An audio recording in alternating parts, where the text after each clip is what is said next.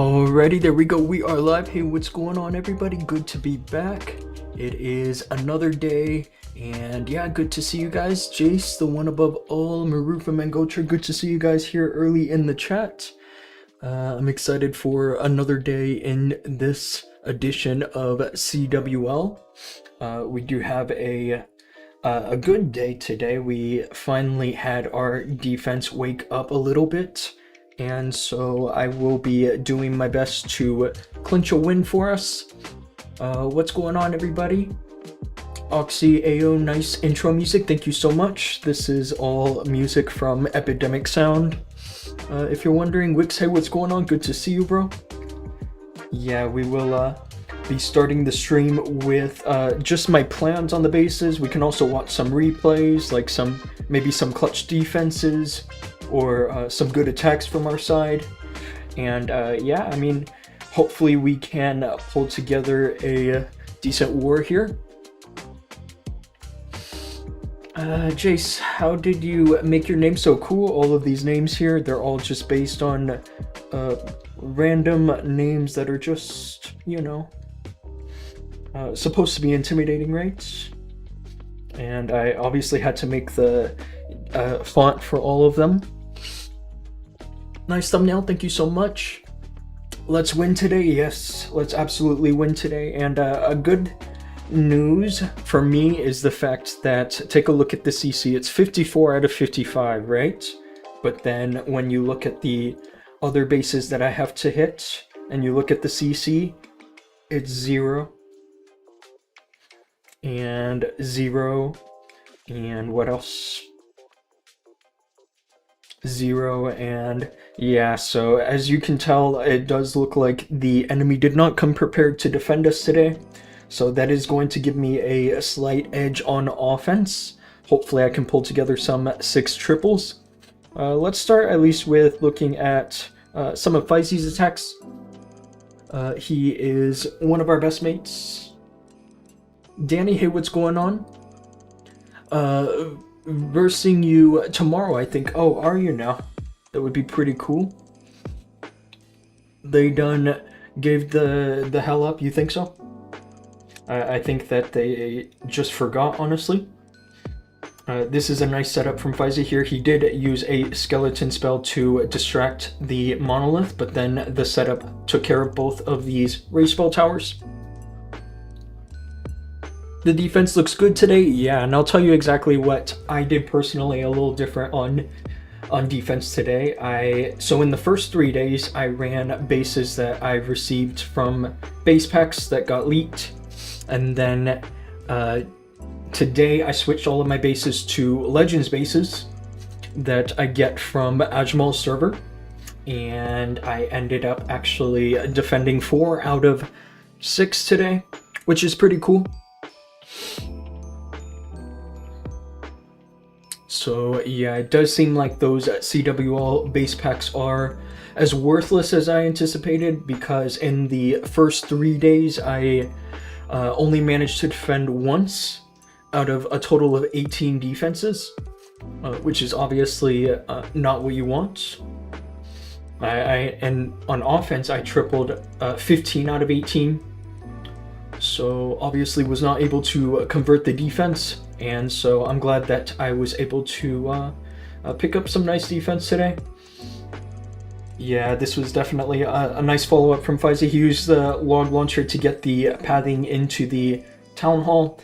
He does say that in his opinion, that the log launcher is the best siege machine to use with this strategy, because it provides the most precise pathing for the throwers, and I think he's right.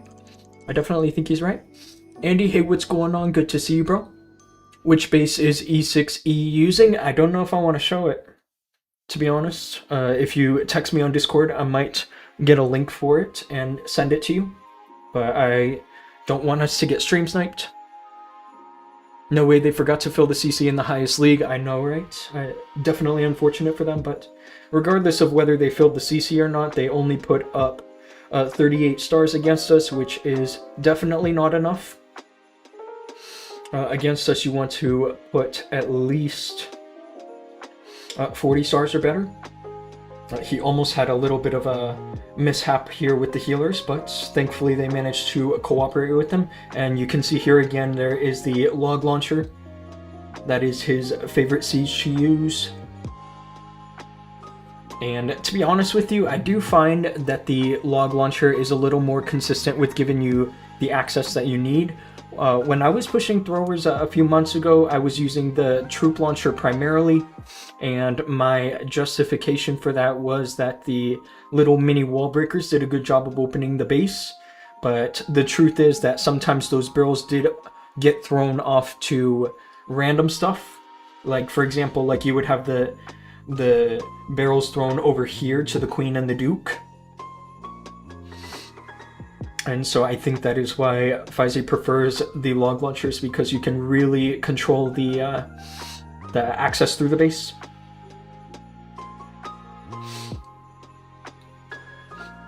Danny gonna be over there spying, you think so?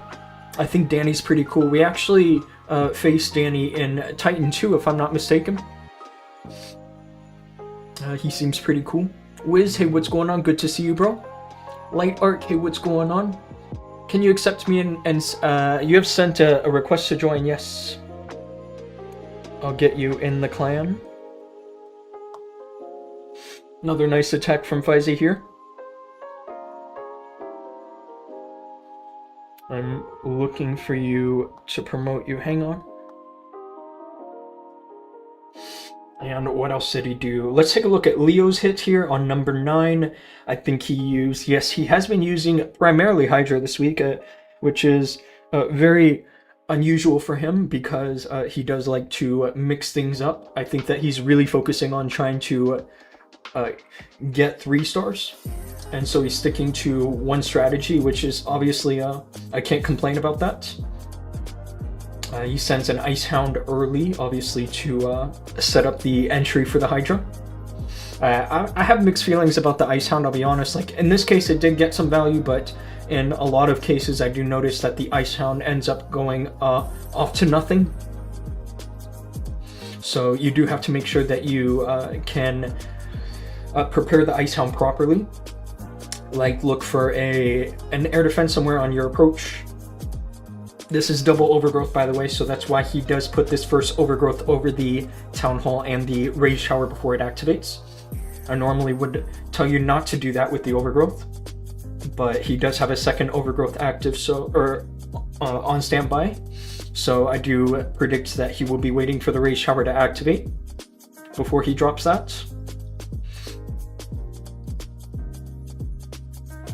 Is Throwers, Bowlers, or Hydras the best? Well, that's a good question, because we would have to look at the leaderboard for that, right? And see what people are using. Shirag, hey, what's going on? Good to see you. Yeah, in Titan 2, you faced us when it was Green Eternity versus the Exiled. That was a fun matchup. Although you guys did have like some struggles that day. Ryu joined the server and was totally hyping up the match, so it was a fun matchup. Lots of swag from Leo there. He swagged 2 totems, a freeze, and a revive. And here is Faizy's third hit. Again with the strategy, but this is what he is using in Legends, and he does have multiple accounts. I think all 3 of his accounts are in the top 1000, so definitely an effective strategy.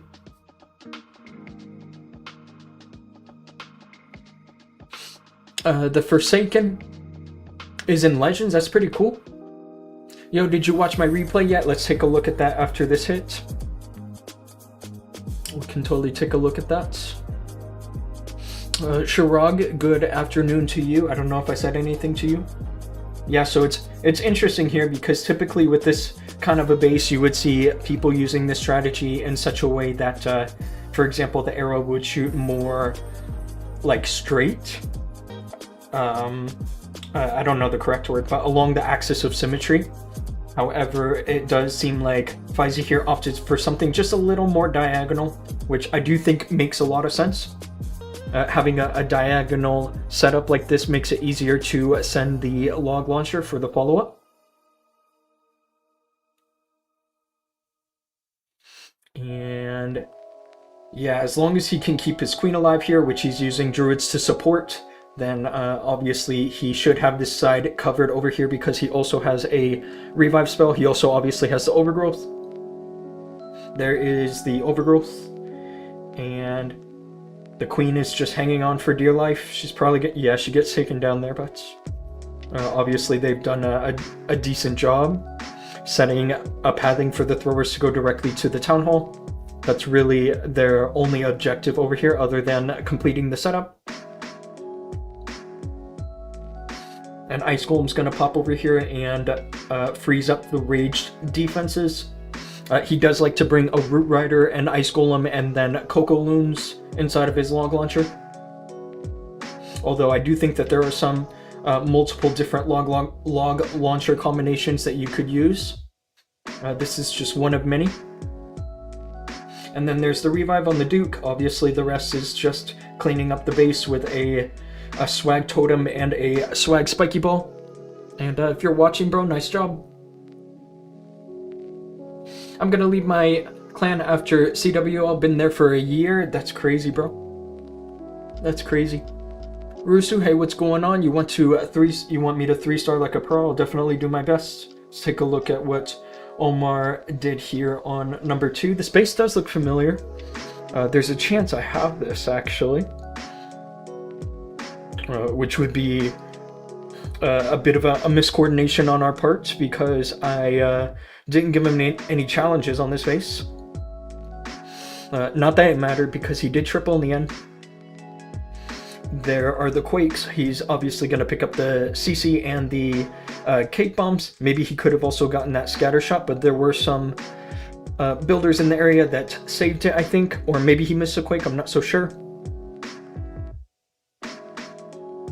But I do think that the CC is the most important target when going for a setup like this, especially when it's deep in the base like that.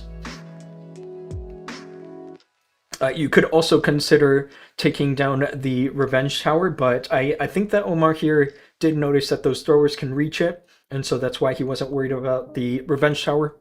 But getting that Revenge Tower does set a nice deep funnel.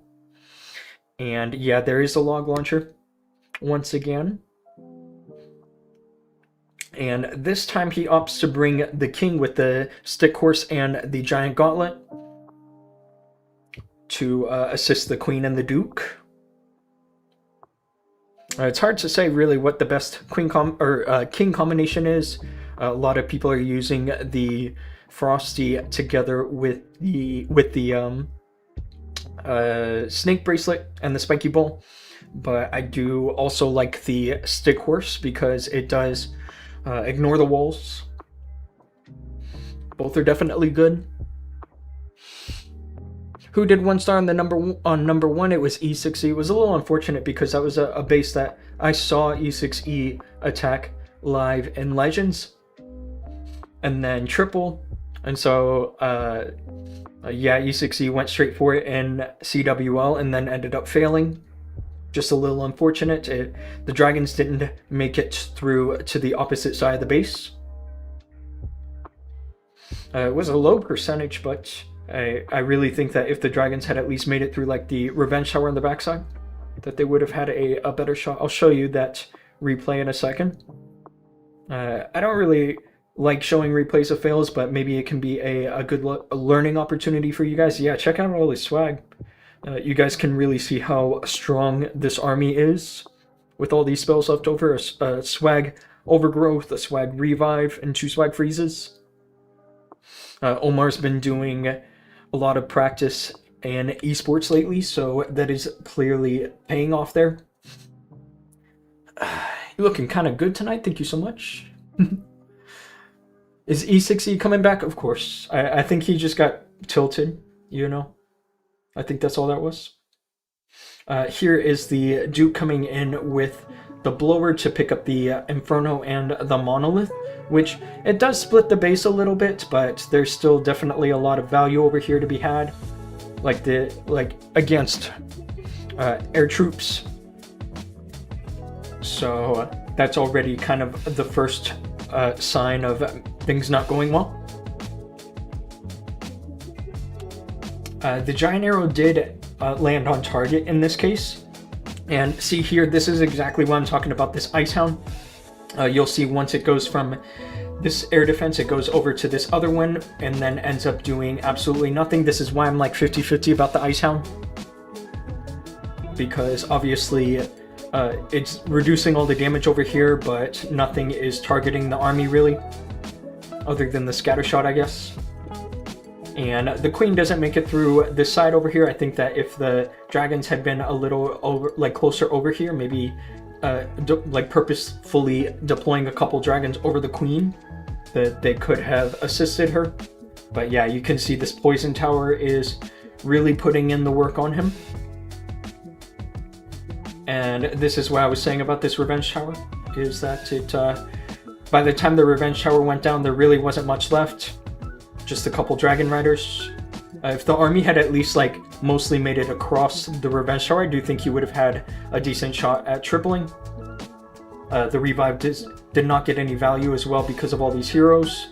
I just think it was, it looks like a weak approach, but the truth is I saw him triple it in Legends with the exact same approach. So interesting how this didn't end up working out. Maybe the difference was made by some supercharges, I'm not so sure. That is what happened on that particular attempt. A nice try. It's unfortunate that it was a 1 star, but it is what it is. Hamza, hey, what's going on? Good to see you.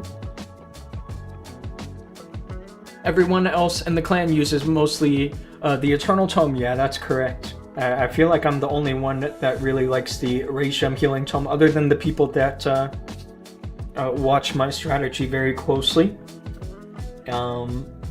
I just think that the double tome is really still quite effective.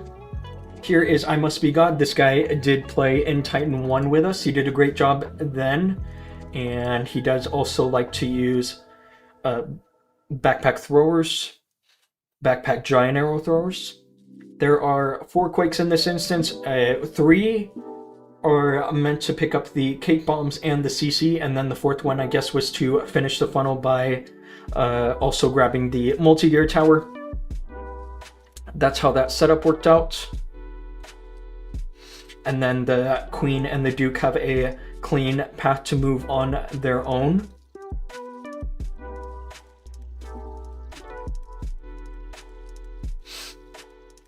Dhoom, you tried using backpack throwers in Legends. To be honest with you, I don't really want to experiment with new strategies at this phase of the season. I did try Queen Charge Super Bowlers a few days ago, and it didn't go that well for me. And it's just late in the season, so I don't really want to toss my rank too much. But I did, in the very beginning, like when we were in our seeding phase for deciding which players will be in the Legends 1, like when it first split into 3, I did use backpack throwers. Although I used something a little different. I was using a recall strategy, which essentially combined a miniature Queen/Warden charge together with the recall. Super barbs to snipe that fire spitter, which is cool. Although I do think that these throwers were going to pick it up anyway. But it's cool that he spotted the pathing there that he made initially by that log launcher.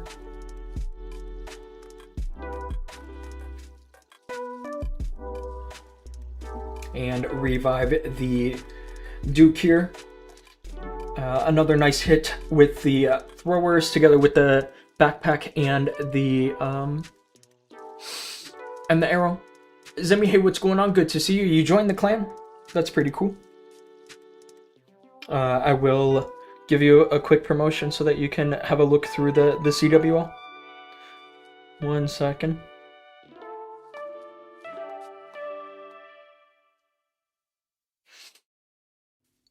Anonymous, hey, what's going on? Good to see you, bro. You think the Elephant Rider is going to become permanent? I don't know, actually.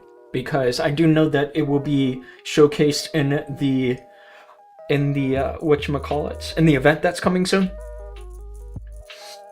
I have no idea whether it's going to be permanent or not. It would be cool if it was, but that would mean that there's an upgrade for the barracks, right? And we do have an August update coming, so maybe that is part of the update. I can't confirm or deny anything because I don't have the information. Anyway, this is number 4. This is probably the first base I'm going to hit. I do think that this one's going to be relatively straightforward. I do want to send the Duke in such a way that after he hits this builder hut, he goes over to the ricochet cannon. And if I do this correctly, I do think that I get a direct pathing into this air defense over here, and hopefully I get to trigger the rage shower, and then I'll cover that off with overgrowth. So essentially I'm going to end up dropping the Duke probably somewhere close by this left side wizard towers. That way he obviously goes to the ricochet. Maybe he picks up an air defense. If he does, that's great. If not, I don't think it's too big of a deal. And yeah, the overgrowth is over this rage tower. That's the plan. I will probably end up using one freeze to control the logger together with one of these multi-infernos. And yeah, it's a pretty straightforward plan. The only complication I can see is maybe some troops getting melted back here if I don't get any of these air defenses down. But what I'm thinking is that I hit this one on the left with the backpack, and then I hit the one on the right with the giant arrow, just based on the angle from the gold sword. That's just my thinking. Other than that, I think this one's going to be pretty easy. I guess another thing I have to look out for is maybe this air defense over here. I'm going to use 2 rocket loads to snipe the bomb tower over here, and then I'll have a direct pathing into this air defense with some more rocket loads in case I need it, because once the Duke goes over here, he's going to engage the enemy Duke. And so, yeah. If you guys see any issues, you can let me know. They always get leaked. Yeah, the CWL base packs always get leaked. And I have my hands on many of them. So if you do want those, then feel free to text me. But the truth is that I use those in my first 3 days, day 1, 2, and 3. And out of 18 total defenses, only 1 was successful. The rest all got tripled. Termy, hey, what's going on? Welcome to the stream, bro. Good to see you. You like that plan? That's awesome. Okay. I think we can go right for it. I guess the only thing is that if I miss the CC, I'll use poison on it. Otherwise, I can just use poison on the Guardian. There's really nowhere else to use the poison except back here, I guess. If the freezes are good, we can be totally flexible there. And yeah, let's go for it. Okay, switch to the Skywagon, of course. I guess I'll start with a dragon just to set up a little counter funnel. Although I don't think that this dragon's going to make it too far.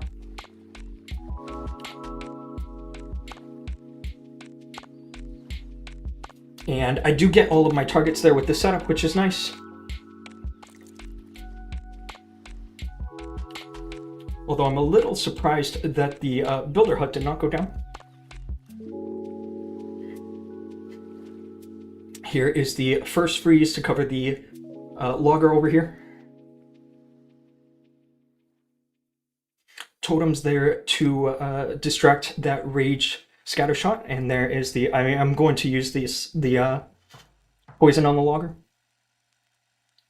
for sure here. And yeah, there's no air defenses on this backside, so it doesn't look too scary to me. I'm probably going to use a totem and freeze there. Just like so, and then this should be good, right? Queen's gonna be alive and kicking on this backside over here. I think the rest of my spells are swag. We'll see if the Warden stays alive.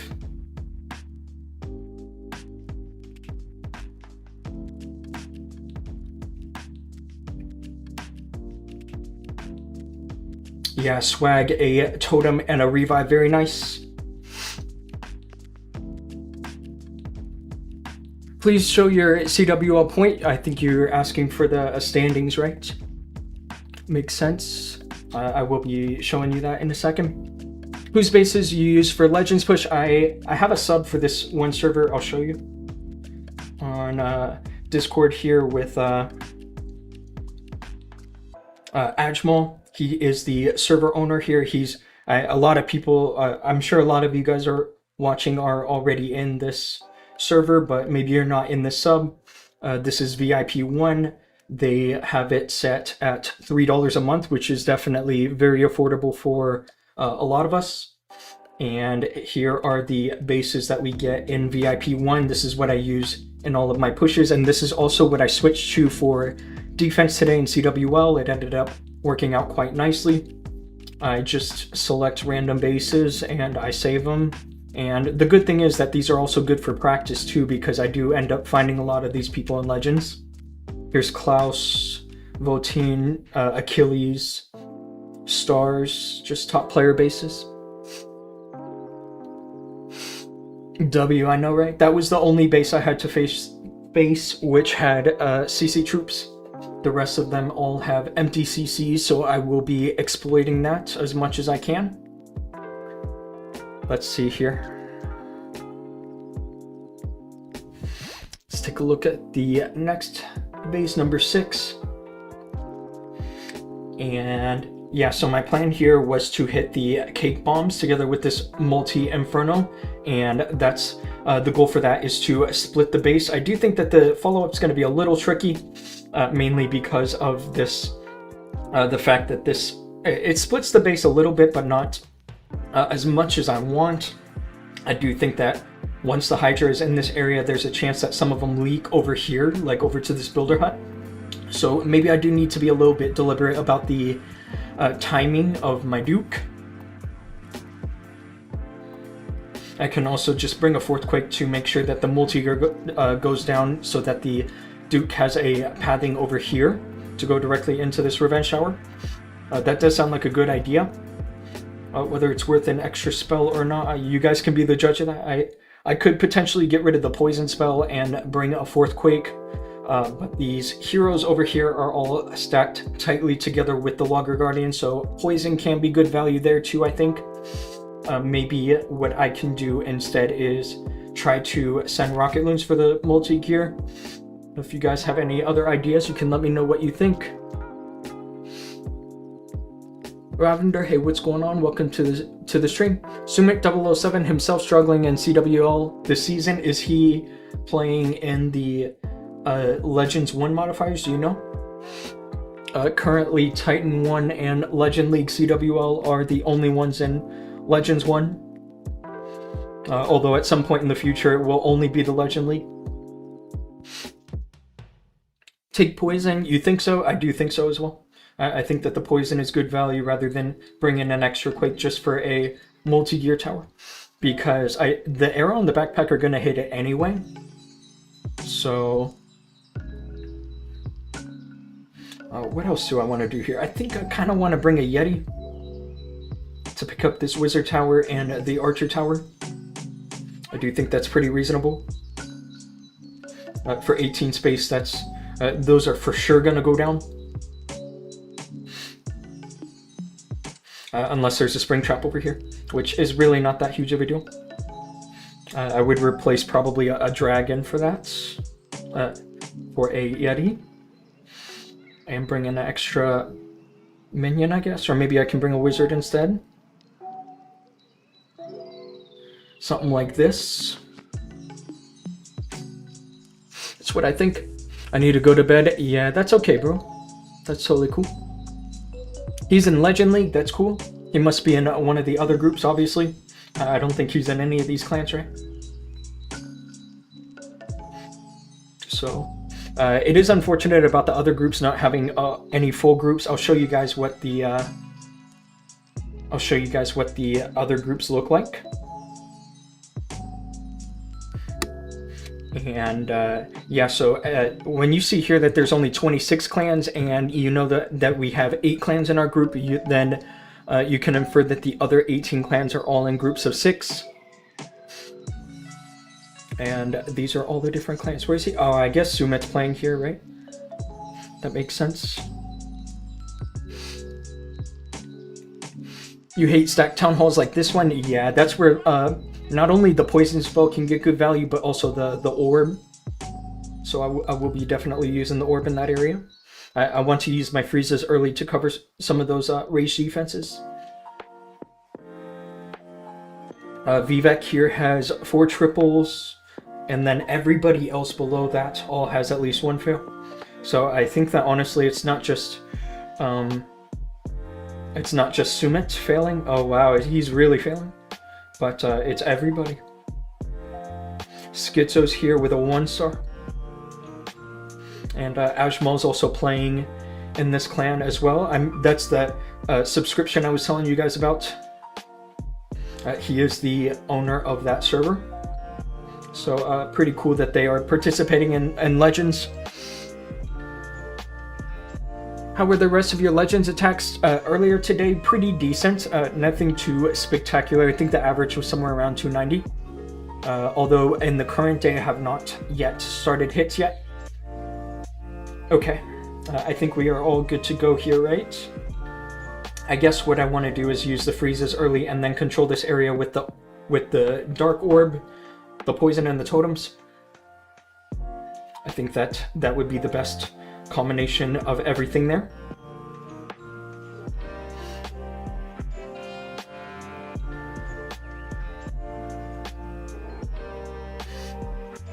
What else here? I was trying to think of where I'm going to shoot the giant arrow off of. I was thinking I could shoot it off of the Dark Elixir storage, but really the only way that it would make sense for me to do that is if I was getting any extra value, like a couple of spell towers, because when these spell towers are lined up along the axis of symmetry here, then you definitely want to try to get a straight shot to hit both of them, but that is not the case here, so it's good for me that I can at least save some resources.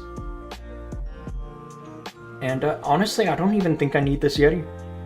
I'll be honest with you. Because if I shoot the giant arrow from the workshop there, then the queen should eventually go and pick up the wizard tower, right? So yeah, I think we can go for this. Let me just double check the chat real quick.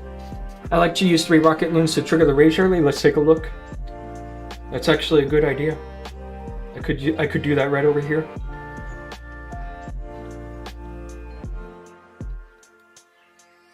That's an amazing idea, bro.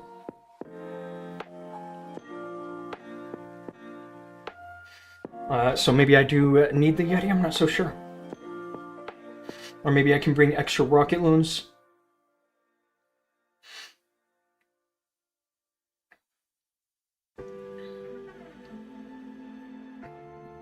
I can only fit a couple there. I think this will do.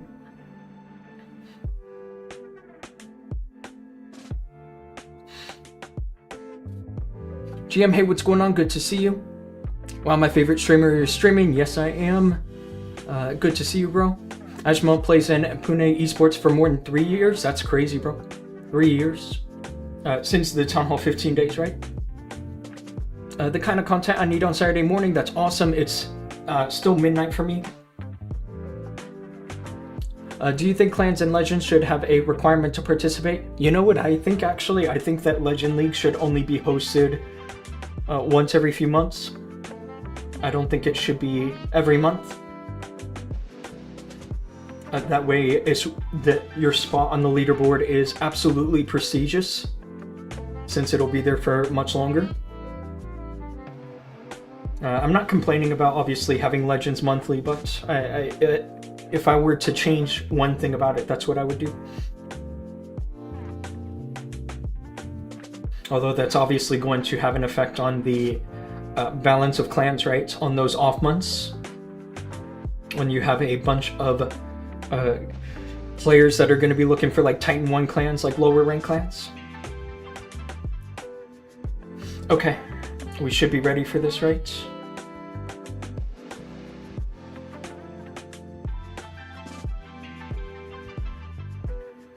I think the first thing I'm going to do is to trigger this rage shower, because I should be able to get to everything in time.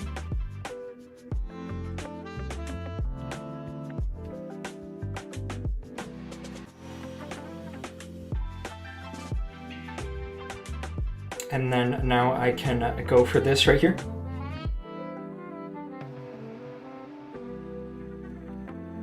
And I think I missed the cake bomb somehow.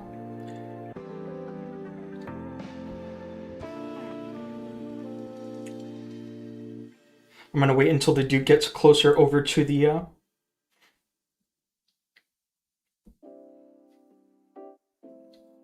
multi-gear tower.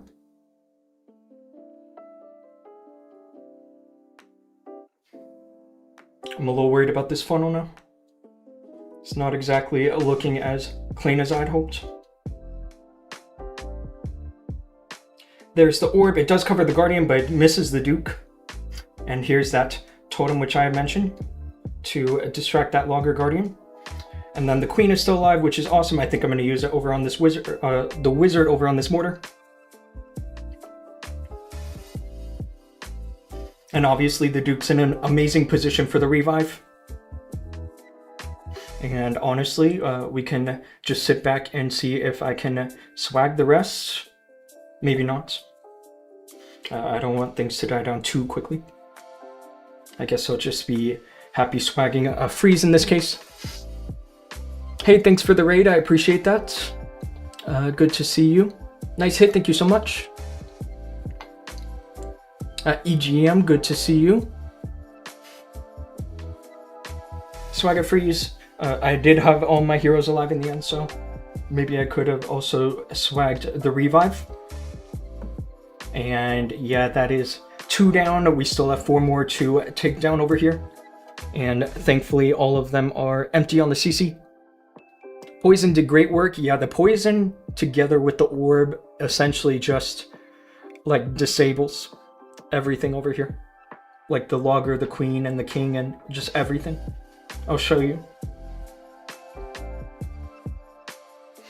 And even, honestly, even if CC troops did come out, I could still drop the poison early and get value from it.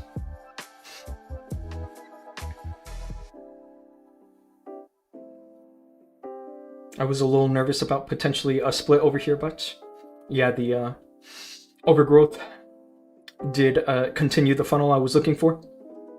The funnel into the town hall.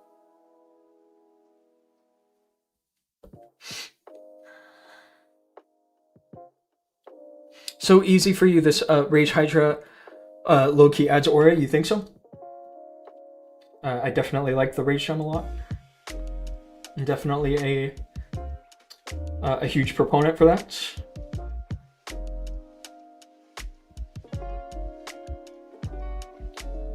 Jace, by the way, this is that combination I sent you. I literally just made it from my normal army and sent you that link.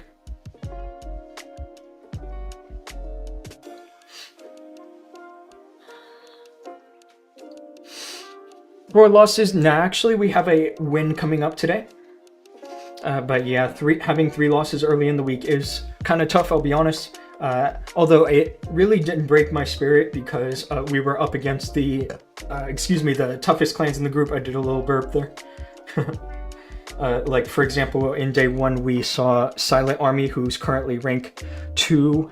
And then in day 2, we saw Cup Up Baby, who is currently rank 1. And day 3 was against Display of Power, who is currently rank 3. So you can say that we got our toughest opponents out of the way, but if you have another closer look at these bottom 5 here, they are all separated within 10 stars. So it's definitely very close to the rest of us. All we need is a win on our side. Love the vibes here, that's awesome. I appreciate that. The arrow did not hit the cake, you might be right. You might be right. Okay, and now this base here, I do want to take advantage of the fact that the CC is empty and try to go for a setup that that goes behind the fire spitters and early into the revenge tower. My idea for the setup is to hit this multi-inferno and then this monolith over here. That way I can get pathing for the Duke to go directly over here. Potentially set up a nice revive for him, although I'm definitely going to bring a poison spell anyway, just because of all those heroes in that area. This topside area is very easy to funnel with just some dragons and rocket loons. So I do think that this plan makes a lot of sense. I'll be going as well into the poison tower early. So yeah, seems pretty straightforward, right? Wacky, hey, what's going on? Welcome to the stream, bro. And Aaron, hey, what's going on? That's exactly what I was thinking on this base, you mean? I think that from my particular combination that makes sense. That I can exploit the fact that they have an empty CC that way.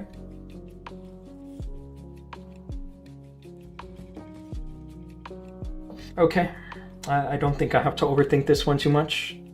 Seems pretty straightforward.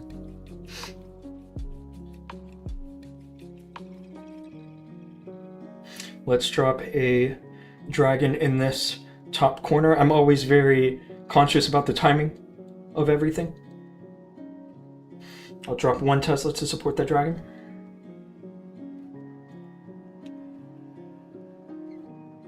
And then the Duke does pick up everything I was looking for there. And he also sets a nice pathing.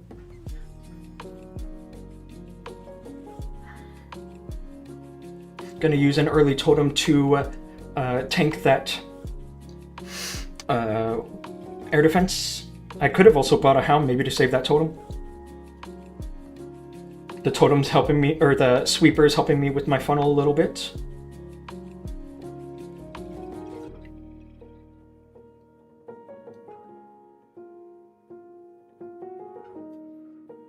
Things are looking pretty smooth. I'll use the overgrowth over here to assist the queen and the duke.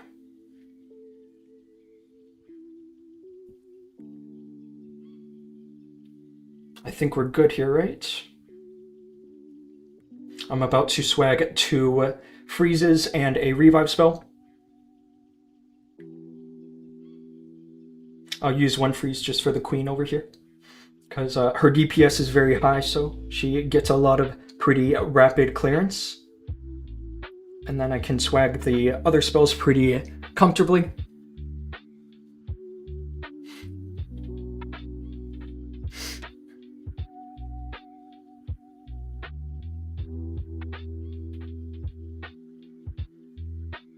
My screen stopped working, and now it started working, but for those last few seconds my screen was not working. I'm not sure why. Here, 1 sec.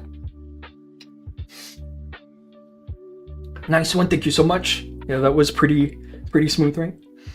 I'm also doing my best to exploit the fact that they don't have any CC troops against us.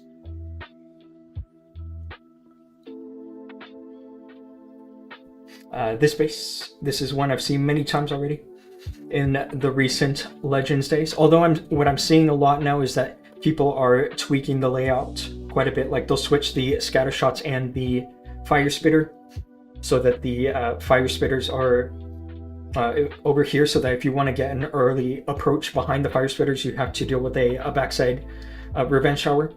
But personally, I always feel good when I see this particular variation of this base, because I basically know I'm going to triple that. Won't let me gift bits. Yeah, I don't have any sort of monetization on Twitch. Any tips for Town Hall 7? The only tip I can give you is just play the game every day, not as much as you can, but at least log on like 2-3 times a day for as long as you can.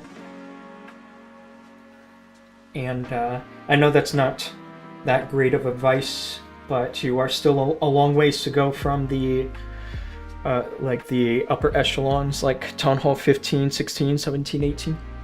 Builders 24/7, yep. Nose is running a lot tonight. What you been doing back there? Good question, bro.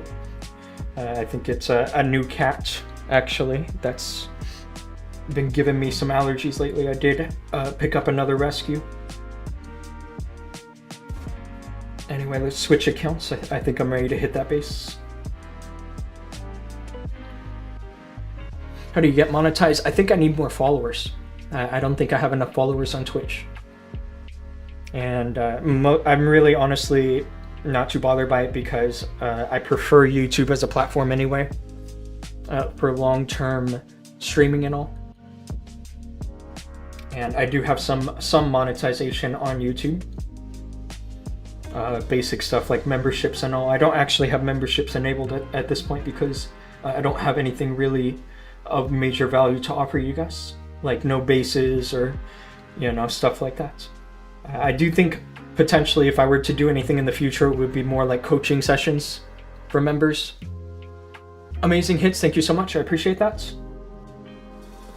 What would I use the poison on? I can honestly probably switch the poison just for an extra totem, because the best place to use poison if there's no CC somehow would be on the Guardian. Obviously we're dealing with a long shot Guardian here, so if the heroes were all stacked together with the Guardian, then I would bring the poison, but in this case I don't think that it's going to be getting any serious value. Coach me, you want me to? I totally could. You've been a long enough viewer of mine that I would coach you for free, bro.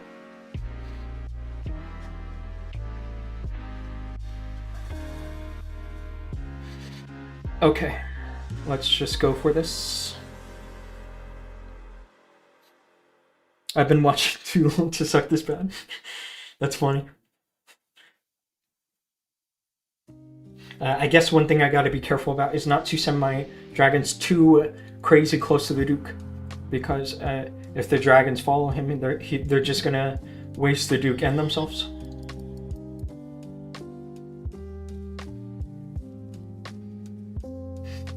It's funny because my arrow in this layout typically hits the CC. In this case, it didn't hit the CC, and it doesn't even matter because it's empty.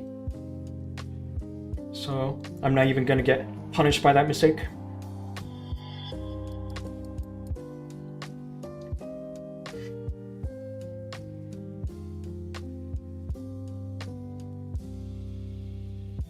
I definitely gotta freeze the Guardian though.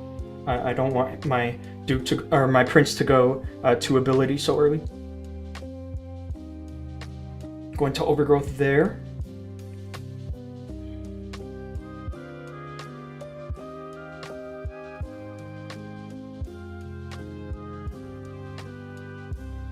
That was a nice orb. I use air skeletons to line up that orb, which is hilarious. Hopefully the Prince can pick up the Monolith. That would be awesome, because he's going to be under Phoenix. Yes, the Monolith knocked him to Phoenix, and so that's what caused him to redirect to it.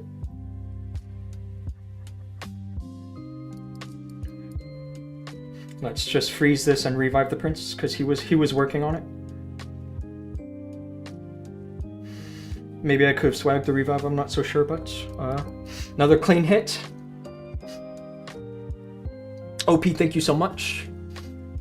I'm failing a lot in Legends too. Okay, I can definitely help you out. Text me on Discord, bro. Okay, that is 4 down, right? And I think I have 2 more. 2 more to go.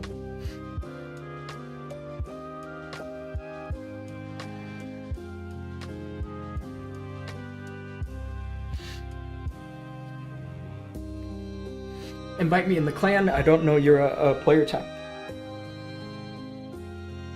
Or maybe this is you in the clan sending multiple requests. I'm not so sure.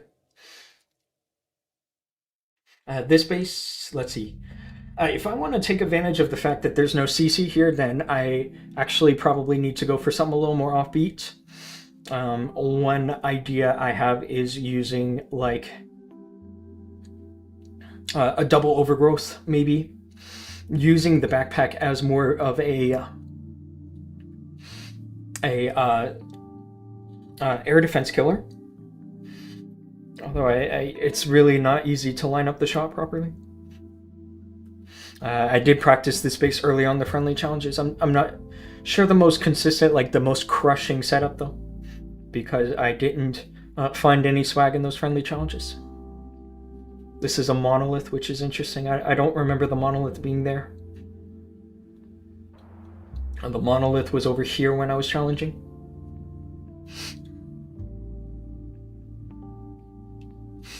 You haven't sent any requests, then definitely go and send a request.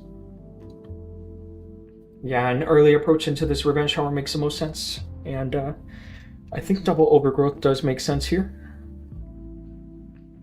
What would I bring as an extra spell? Another overgrowth, obviously, but a skeleton or a 6 totem, maybe?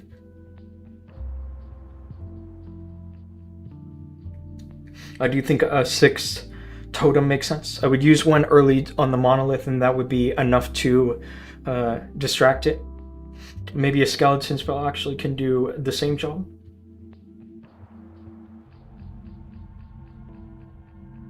I just think that the skeletons are going to get melted pretty fast, and that the monolith would actually get better value off of a totem.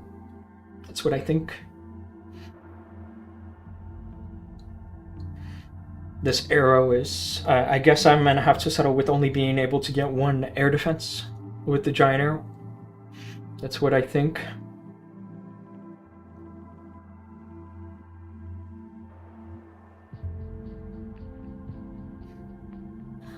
Okay. Would I still bring the jelly on the Duke? I think I would. Andrea, hey, what's going on? You still think Hydra is superior than throwers? Personally, I have the most experience with Hydra at this point, so I do like to use those. And 6.0, thank you so much. I think I just saw, let's see, let me double check this. Is that a super chat? I really appreciate that. I don't know why the message got retracted, but I can see the message, and it's thanks for all your help. The goat, I appreciate that. Yeah, that's really appreciate that there. Do you play Clash Royale? I do not. I do not actually. I like watching it, but to be honest with you, playing it is just not that fun for me.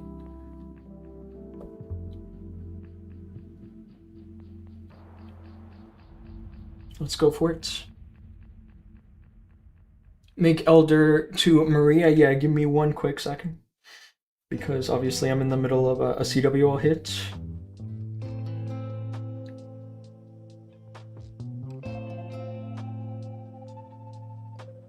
Just drop a dragon here.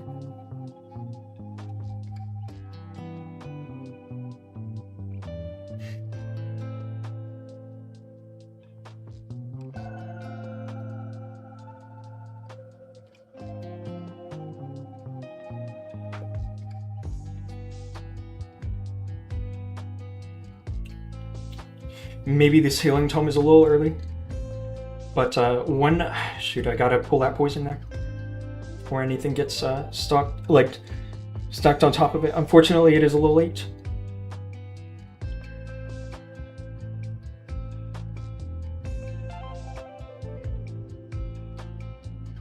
Let's use one overgrowth now.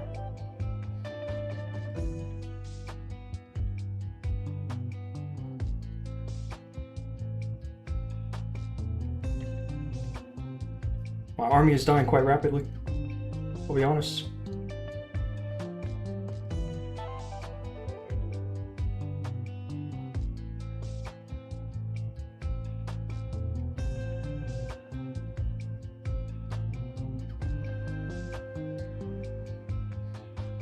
Don't tell me I'm about to one service. How ridiculous would that be?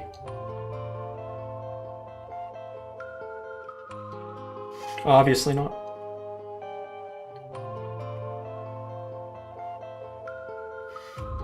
Yeah, not the best hit. This is why I prefer having real stuff, like not double overgrowth spam.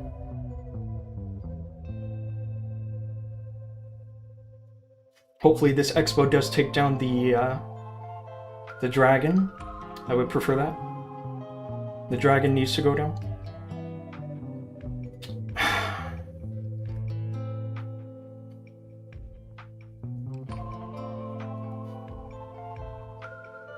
Wow. That one did end up failing. 91%. Not a huge deal, obviously, because I just need one more star to win, but not great.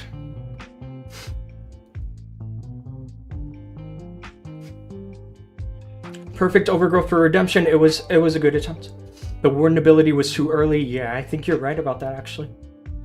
I think you might be right. That was the first thing I had a kind of a bad feeling about.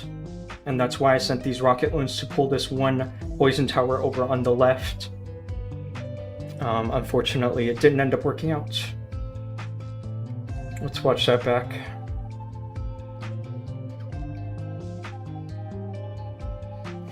I guess one way this could have gone better is if I had gotten this Tesla down, because the Duke obviously gets the most value when he's alone. And so with this over here, the Duke loses value.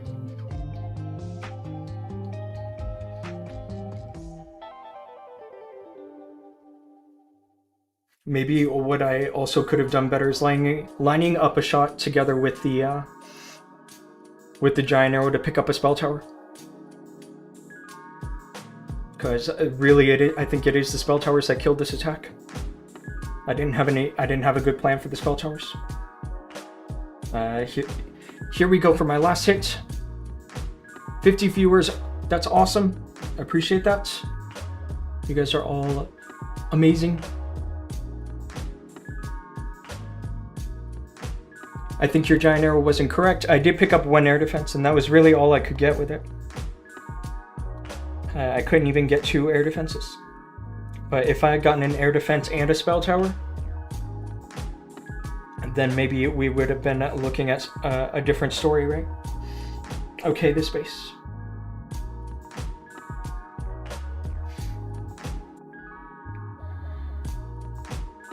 Oh, there's definitely some interesting sweepers here. Actually, those sweepers look pretty good, I'll be honest.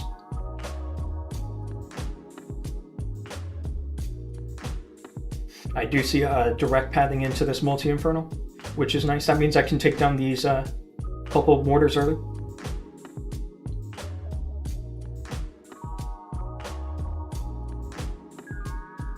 Maybe I'll do this one early, and then get rocket loons to hit that one, and that does set up a clean entry into the town hall area for my Duke.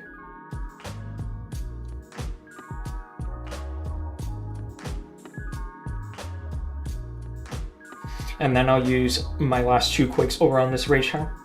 I guess the overgrowth will do a good job if it covers 1 sweeper, right? The Duke is going to end up going over to where he can pick up a fire spitter. I do foresee this working out pretty easily. I don't want to overthink it too much, or else I'll end up failing.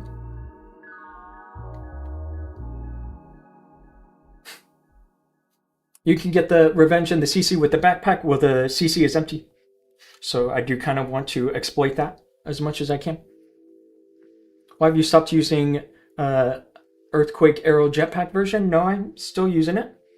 But on that one particular attempt, there was no good value, right? Like, the only good value maybe would have been if I could get, like, the multi-inferno and the multi-archer tower. Well, now you're going to make me regret what I did. Honestly, the more you ask, the more you ask about that attack. But anyway, let's just move on, secure the win, and go into some Legends hits. I do have to get the setup right.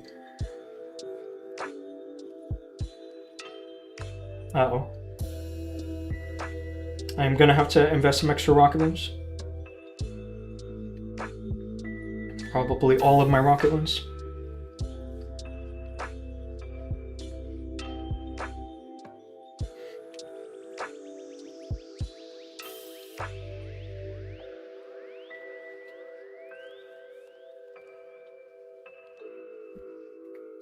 I should have a clean pathing for all of my Hydra to make it into, like, the scattershot area.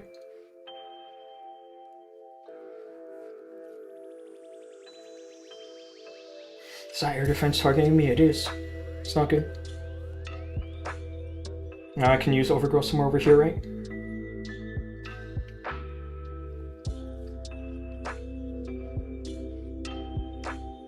I'm gonna have a good angle for the orb soon. Hopefully. Oh, maybe not.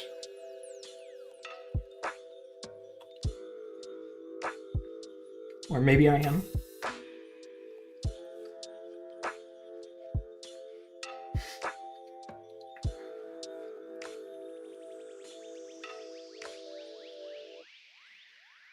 I revived my Duke directly into a tornado trap, which is not ideal. But yeah, there's no more damage left on the base. It would just be the Duke picking up the healing from all these trash buildings. I'm not even going to drop this last minion because I don't want it getting tangled up with the Duke. Losing the Royal Rampage. I tried to edit the super chat and it got deleted. Yeah, I did see it, so no worries. I appreciate your super chat. That was awesome. Was that overgrowth intentional? You didn't get the revenge in it? I wanted to cover the sweeper. But obviously there's probably some other ways that this attack could have gone better, you know? Because I only have my Duke left alive in the end.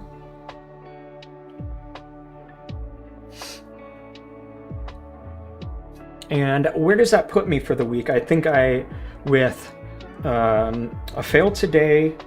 I did 2 fails on day 1 and 1 fail yesterday. So overall, I am 20 out of 24 on the week, which is pretty successful. I mean, I personally would want better. I would want at least 23 triples. 1 fail is okay, but 0 fails is always the goal. And yeah, now we can just chill out and go for some Legend League. I want to figure out which account of mine was the lowest, so gonna take a quick look at the bot, which gives me all that info. It was Death. No, actually it was Dhoom. I've had a terrible last couple of days on defense for Dhoom. But we can start hits here. It looks like Yatta hit me, actually. So let's go over there and look for that replay. He hit me on Havoc.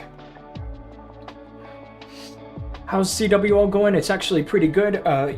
In day 3, because of our 3 losses, we did end the day in 8th. But today we are going to end the day in 4th because all of these 4th, 5th, 6th, and 8th place clans will be missing plus 10. So we're going to have a total of 172 stars in 4th place. It is crazy that we're in 4th place after only 1 win, but that is how the league is stacking up.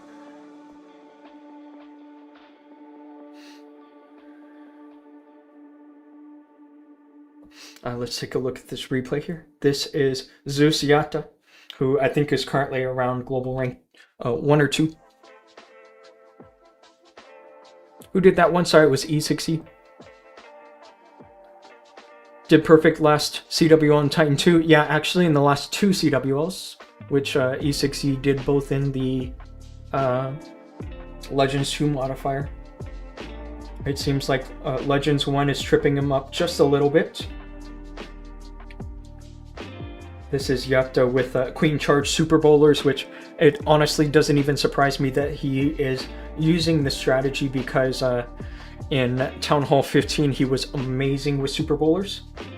And I do think that Town Hall 15 was the last organic difficult meta that we ever had. Now it's not so much organic because of the modifiers.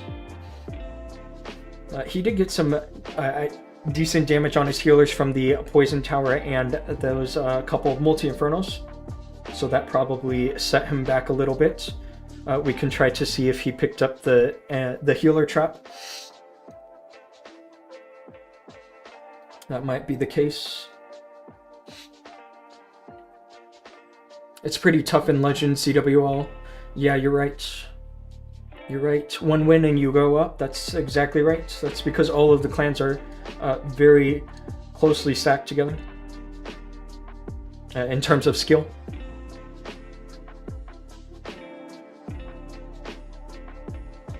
Honestly, this doesn't look like it went crazy wrong. He is running into traps. There are the traps. And so yeah, that took out his healers because the healers already had some damage on them from that setup. I don't think he made any obvious blunder. I think it was just he didn't have any plan for traps in the core of the base.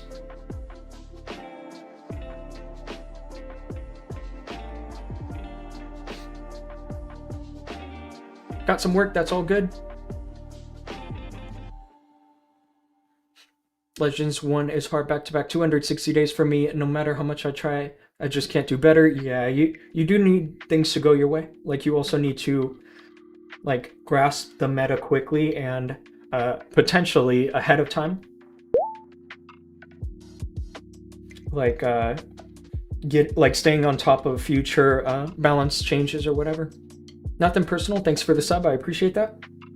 Okay, let's just go for some Legend League. We can chill out now.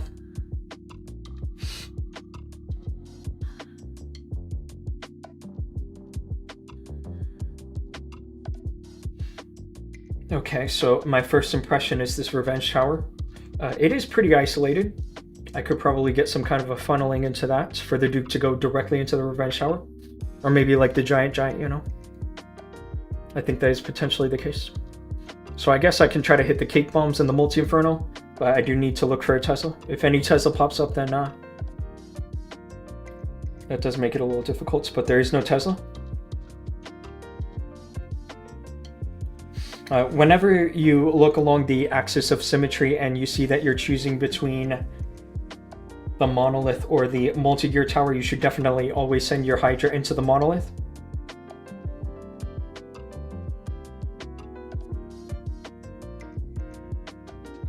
I should get rocket loons into the... Or the Queen's actually going to pick up the revenge tower. That's nice. And yeah, see, the Duke is going over to the multi-gear tower, which is easier for him to handle alone. I froze there, but it was late. Actually, it wasn't. I thought it was a late freeze.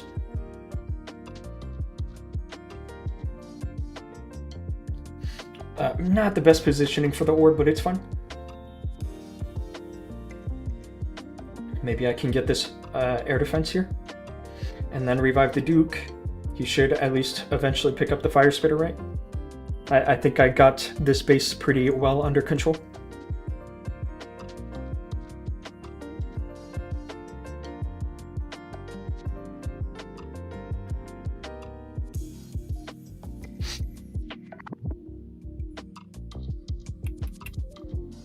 It's a triple, yes, indeed it is.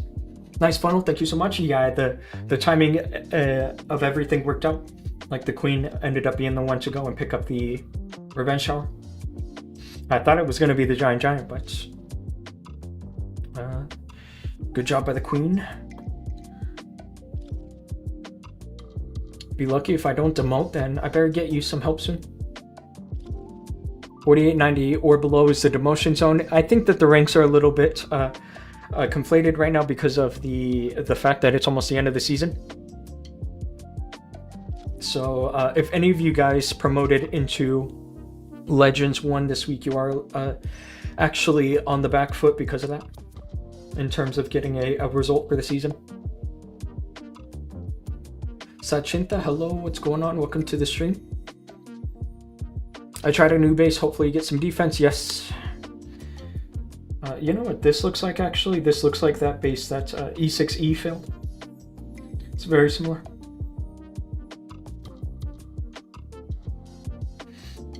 I do think I kind of want to go for a similar approach too. And here's the thing about my strategy is the fact that the Duke ends up on this side. Rather than using the blower and the Duke ends up on the other side.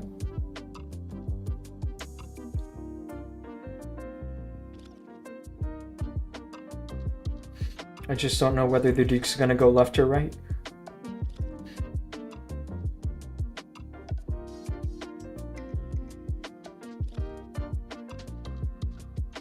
He might end up going right. Oh no, he goes left. It's good, actually. He's going to be able to take a lot of this down pretty easily.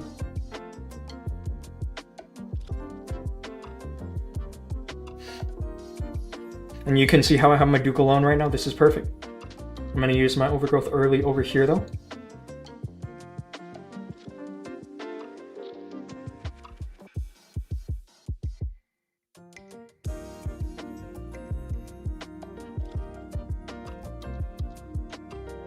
Let's do something over here. I really want to try to pick up some of that with the last of my rocket looms. I was hoping to get the spell tower action. Okay, hopefully I have enough force to withstand the rest of the base.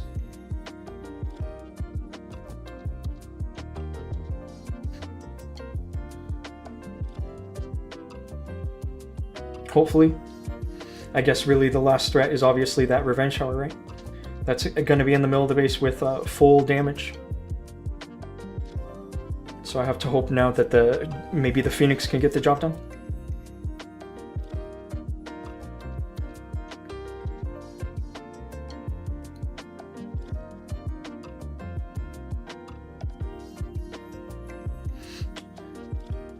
Let's go Phoenix. The Super Dragon does it. But yeah, another clean hit. Around how many spots will be left after CWL ends? I don't know what you mean by that. Around how many spots will be left after CWL ends? I don't know what you mean by that. I don't understand the question. I always spam my rocket loons at the start of the attack for funnel. How do you decide when you need to do that or not? Well, on this base, if I had saved some extra rocket loons, I would have been able to use them over here, which would have been nice. Other than that, the only real good targets for rocket loons are air defenses, the monolith, point defenses that do a lot of crazy damage. Let me show you guys. A lot of people don't realize it, but air defenses do crazy damage in this Legends 1 modifier. They do 888 damage per second, which is like almost the same as the Revenge Shower, you know?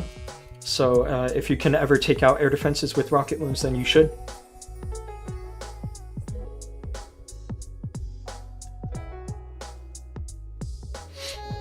Okay, let's move on to the next hit.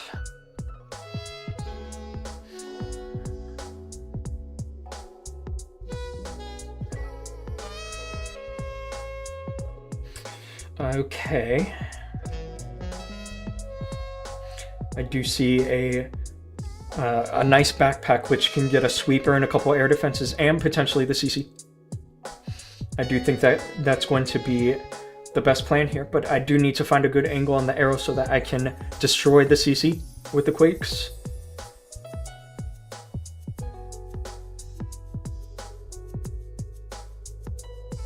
I think I am going to shoot it from the corner.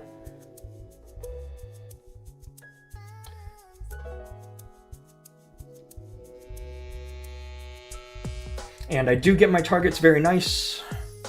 Alright, that was definitely a tricky arrow, actually. I don't think I could always get that angle. Here is the healing tome to counteract the poison tower. And the Duke is going on his own, which is very nice.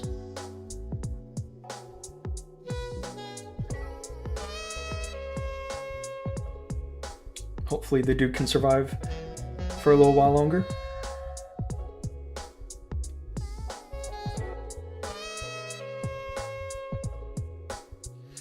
I'm going to be using Overgrowth soon.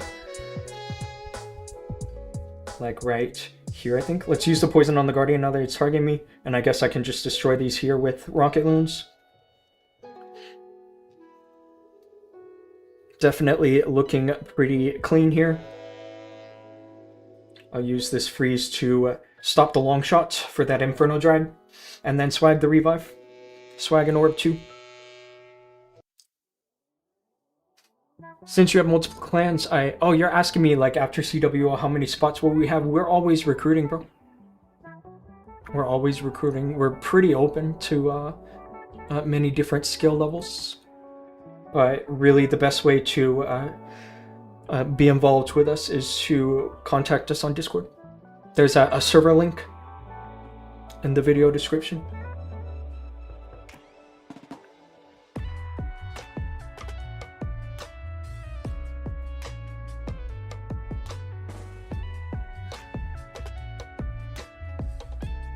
I'm donating to myself. Okay, let's go. I like to use mass drags a lot more than Hydra. Any tips on how to keep the army alive? The totem spells definitely have to be good, because I think that totems are now a staple for dragons or dragon riders.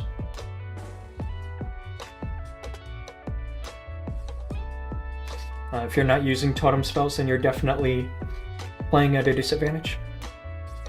I feel like I hit this base in CWL, but maybe I'm wrong. I'm just looking for an angle which I can hit my giant arrow from. I feel like I have to shoot the giant arrow from this mortar. So I'm going to eliminate the army camp.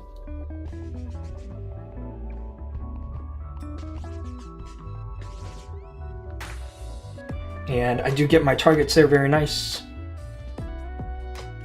And notice how I dropped my prince closer to the Revenge Shower, because hopefully this means he's going to go eventually into the Logger Guardian. This positioning is very important, because if you have the prince over here destroying trash walls and stuff, then you're definitely losing some value from him. Let's just freeze that. Here's another totem. I'm gonna assist the queen over here with rocket loons, and then use overgrowth here. I don't know about that, actually. Maybe that overgrowth wasn't that great. I probably should have been a little more zoomed out and aware of where my prince was going.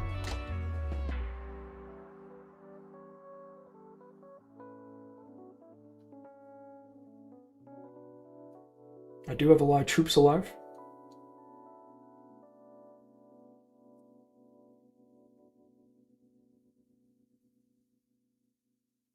And if there is the orb, I'm going to use the poison on the queen. I should have used that earlier, to be honest. And yeah, nasty split, actually, but we did end up swagging a revive spell in the end.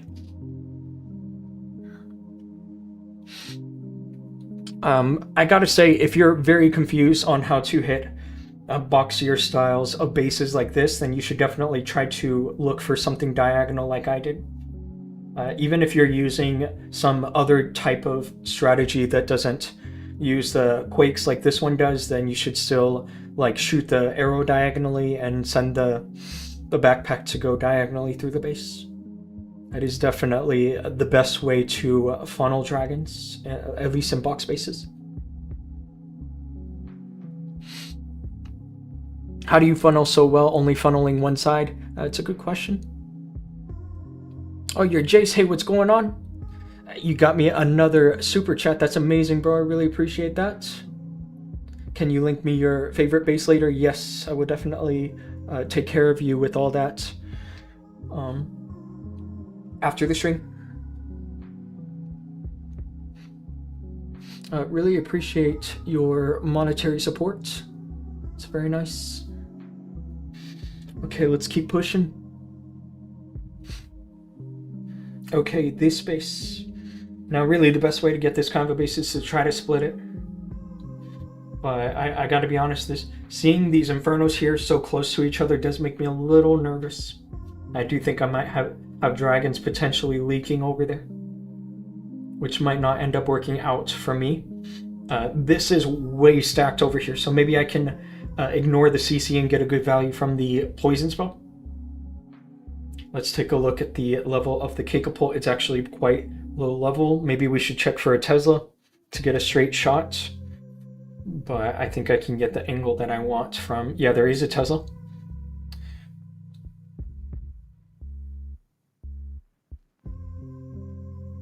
The Quakes are not really doing much other than getting the Revenge Tower, by the way.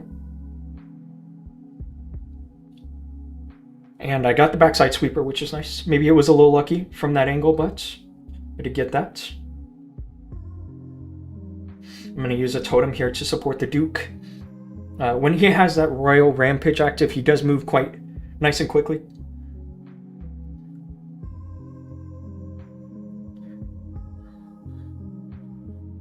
I just used 2 totems in this area. Hopefully that was worth it. And now you can see why that multi-inferno was so scary to me. It's because I did have some dragons in that area. Here's an orb which covers most of the heroes and stuff.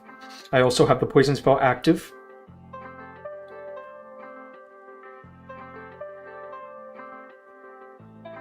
Let's continue using totems. Using the poison spell together with the dark orb in a stacked town hall area with heroes like this is pretty much the one of the best things you can do on a base like this.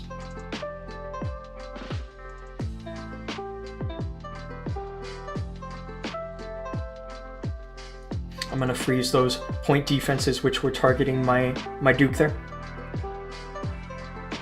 And I think that this base is well under control.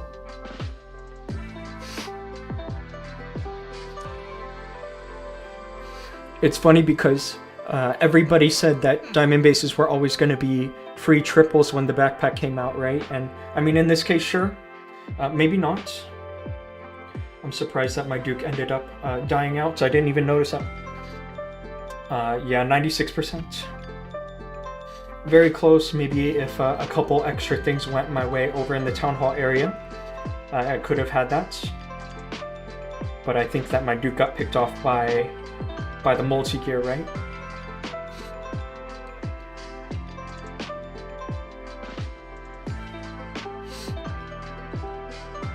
The funnel was good, and the timing wasn't so bad.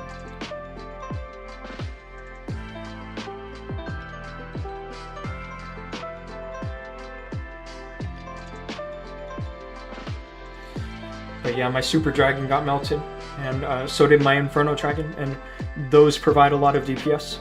So maybe I could have done more to support them over there. Maybe this couple of early extra totems I used did not end up working out for me. I probably should have saved them more for the Town Hall area. Hi bro, how's your CWL going? My clan sucks, we're going to demote. Oh, that's you just reminded me I might need to fill the war CC for the next day. I might have almost forgotten. Yeah, I do have to fill up some more CC.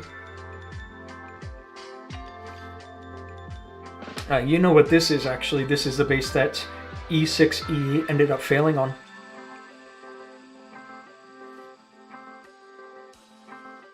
This is exactly that base.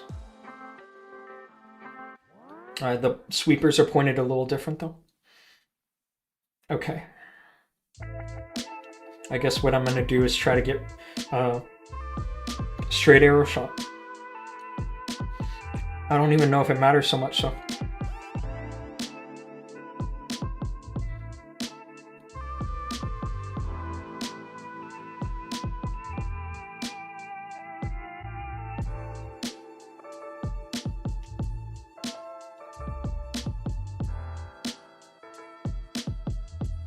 Where does the Duke go? The Duke goes to the right, so that means I'm going to send my Hydra over here.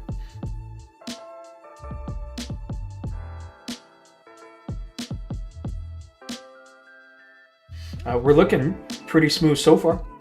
I just need to assist the Duke as much as I can. I did instinctively press the Warden ability there, but I probably should have held it for just a few extra seconds.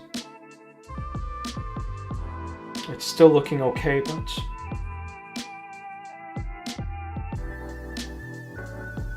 I should be careful.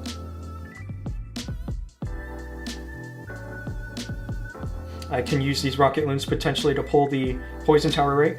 I do, very nice. That is clutch.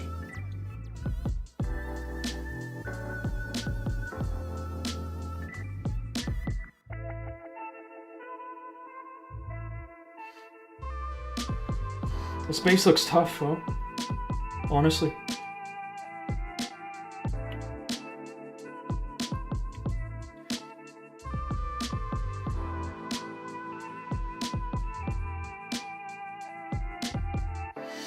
Don't tell me I'm gonna 1-star.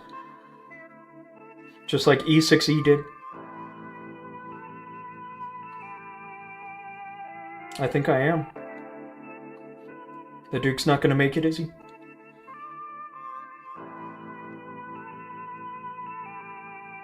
Yeah, he's not. What a bummer, man. This is definitely a base I gotta save or something.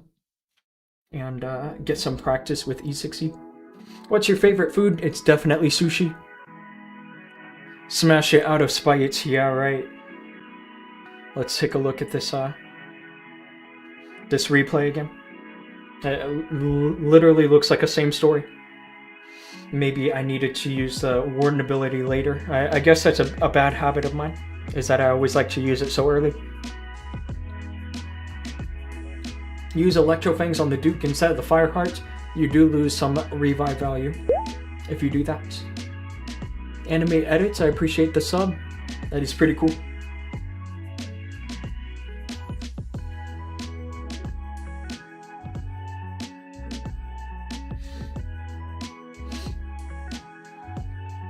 GJ, hey, what's going on? Welcome to the stream. Logger is so annoying when he hits with the multiple other heroes. Yeah, that's where you need the poison spell. I might have not gotten the best poison value. Or the dark ward. Queen charge is getting good value after the update. You're not wrong, but for me, it's just not working. It's probably a skill issue though. Probably a big fat skill issue. Yeah, there were air traps and poison. This really looked a lot like how my attack just went, except I had a little extra percentage.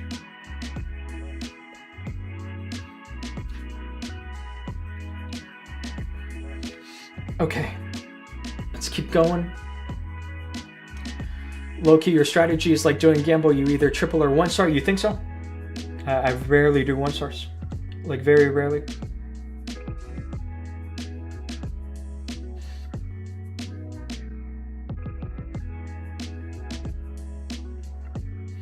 I guess we can try to take a safe approach here with the Town Hall, just to prevent any more 1-stars.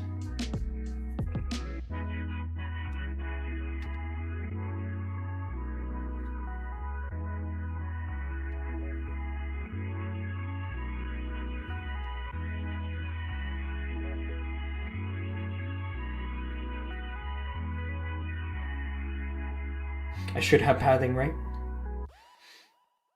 I really want the Duke to go over to the logger, but he's not going to. I thought I was going to, but...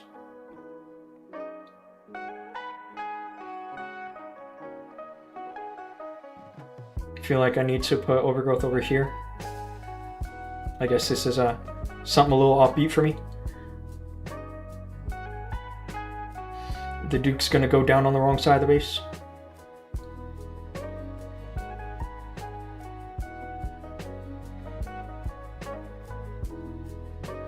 Didn't realize the Town Hall was still standing. And so what can I do here? I still have a free spell, although I kind of want to use it soon. Let's use it. And then hopefully the Queen can go ahead and pick up this air defense. That would be probably the last big clutch thing that needs to happen. But she doesn't.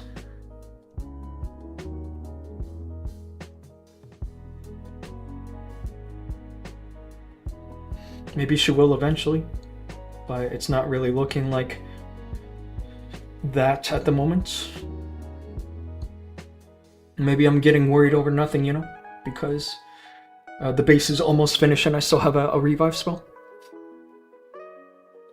Do I crush that base with 4 swag heroes alive and swag spell? Yes. If you have the replay, then show it in the clan chat. I would like to see that. Nice hit, thank you. Bummer about that 1-star, but I made some pretty obvious errors, especially with the healing tome. Let's go for one more.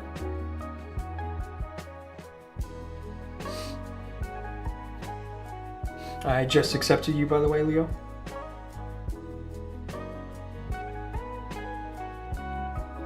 Okay, what to go for here?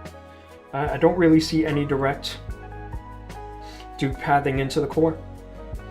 So maybe there's a good justification for me to hit the Revenge Shower that way.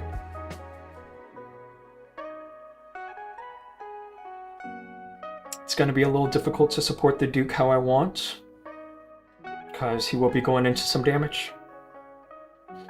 But I do think this is one of the safest courses of action for dealing, at least with the Town Hall.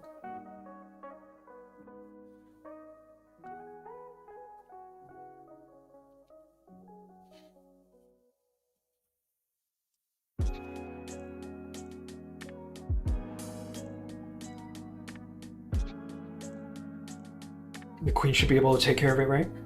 The Prince might actually go over there and help, which honestly, that's not that great, because I would prefer the Prince to stay with my army. But it's also not a huge deal if the Prince eventually goes on to pick up the Town Hall, right?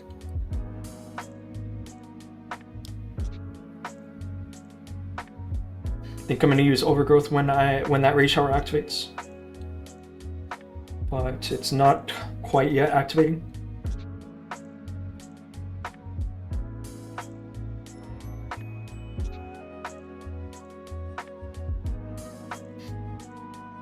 Does look like that the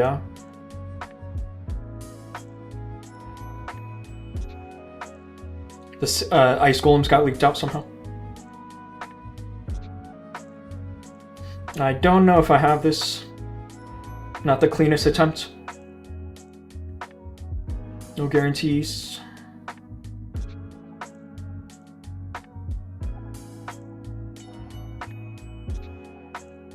There's the orb, but eventually the Phoenix is also going to come back.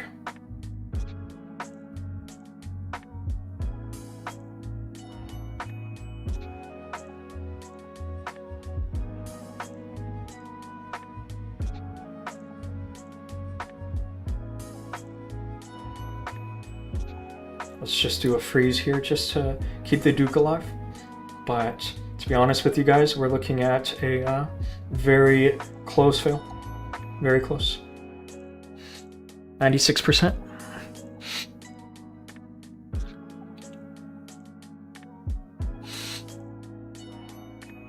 W. Michael, oh hey, thanks for the raid. I just noticed that. That's amazing. Really appreciate that. Good to see you here. I was watching your stream a little earlier. Close one. It was a close one, but we still have plenty of hits to get through, so hopefully I can convert something a little bit better than just, I don't know what that was. I think that was like 280 or something, or 270 something. Definitely not that great. I have Dhoom, which had bad defense yesterday, so maybe I want to go for that one next. Bad defense and offense. So this will be for hopefully getting back into the top 1000. How do you not crash out? That's a good question, actually. I think it's you get used to the failing, especially because of the difficulty of Legends 1. There was a point where I definitely crash out every time I fail, but that was before the time of modifiers and all that.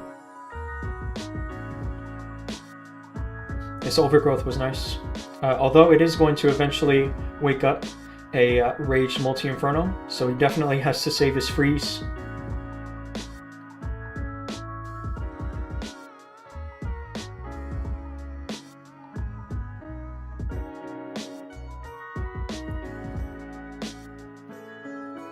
He drops the freeze by mistake or something. I don't know why he dropped the freezer, but that's gonna have some ramifications, I think.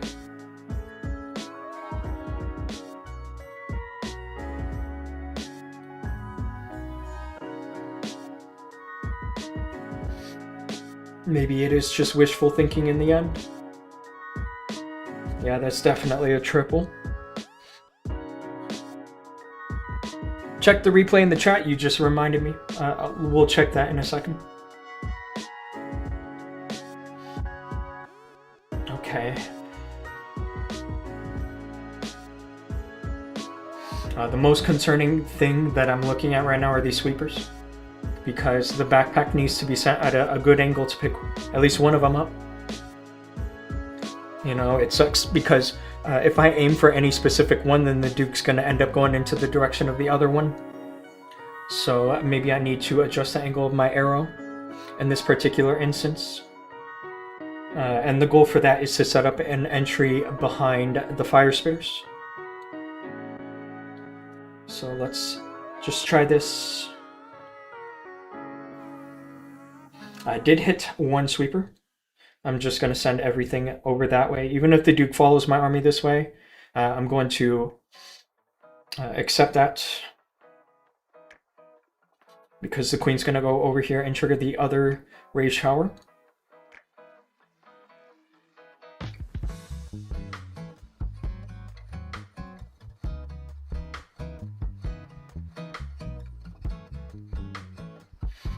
I'm not so sure about this attempt. Not the cleanest.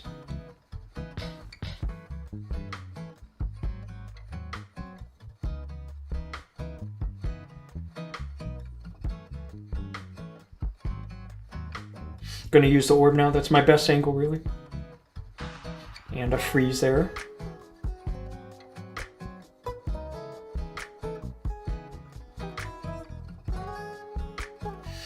My prince is hanging on by a thread with that spell support I gave him.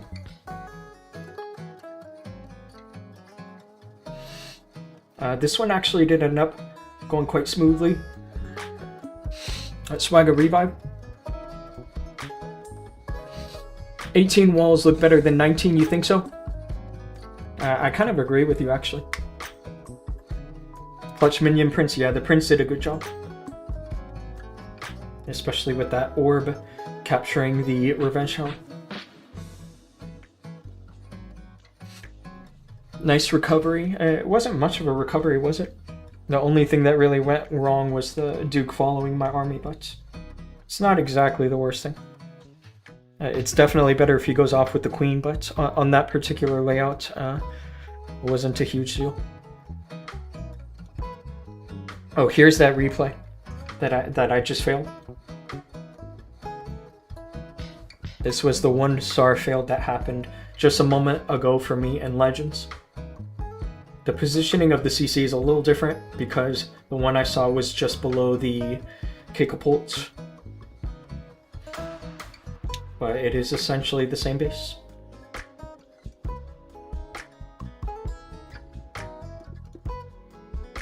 Wow, this arrow was cool. It picked up 2 air defenses and the Catapult, but typically it does not get the Catapult there.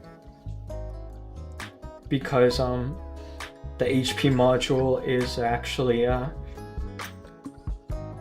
quite high once it's leveled up. Yeah, so I guess starting by the Town Hall like this is just the best approach.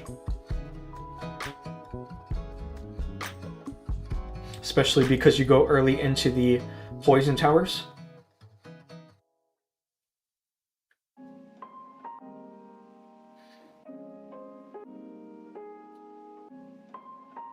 I can definitely try to make something like this work because there is the multi-gear tower over here. So maybe I can set up some kind of a giant arrow backpack from that. We'll definitely try that from the next attempt that I see that base. Okay, let's continue. This base. This looks like the one that one of our clanmates is running, actually. Very similar. I mean, it's tweaked, right? Because the CC is over here. This really looks like an interesting layout. I don't think I've ever seen this one before.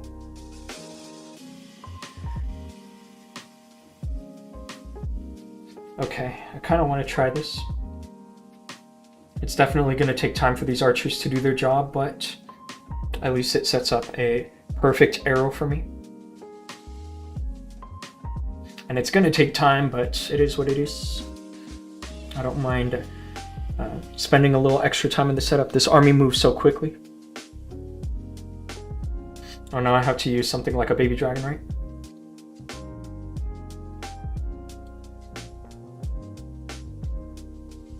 And there we go, I got the arrow that I was looking for. Now hopefully the Duke goes over to the, yes, south side. That south side is perfect for the Duke.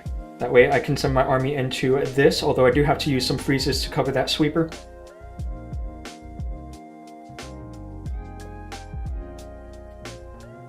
Let's use the second freeze as well. The nice thing about that setup is I destroyed the Invis Tower, so that's not going to be an issue once I run into the Town Hall area. I think the death damage is going to do some work over here.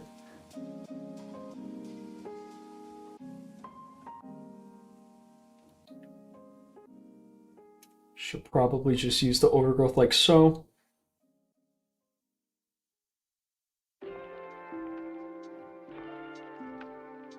And then the orb like that.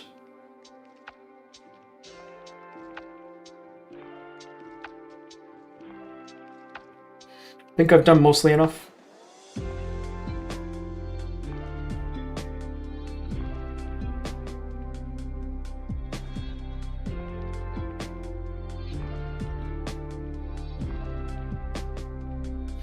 Really hoping the Phoenix does a good job over here. But I think it's just going to get wasted fighting the enemy Duke.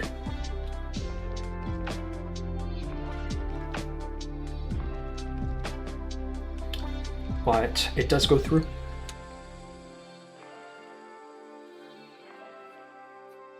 How far do you like spreading your army when you put them down? The biggest thing is that you need to keep your army as much away from the Duke as you can.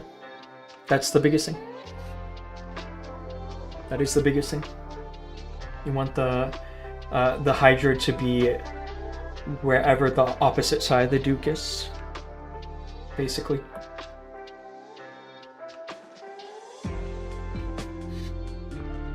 And yeah, before I forget, I do want to fill the war CC.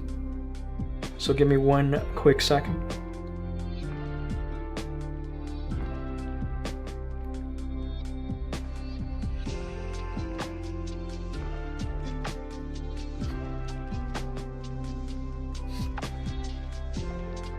You can see it's all empty, but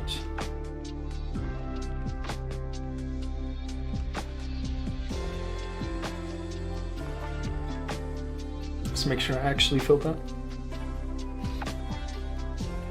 That's crazy, they forgot to fill CCs all the way in Legends. Yeah, they probably were depending on like one person to do it. I am the leader, so obviously I have to make sure I get it done every day without complaints.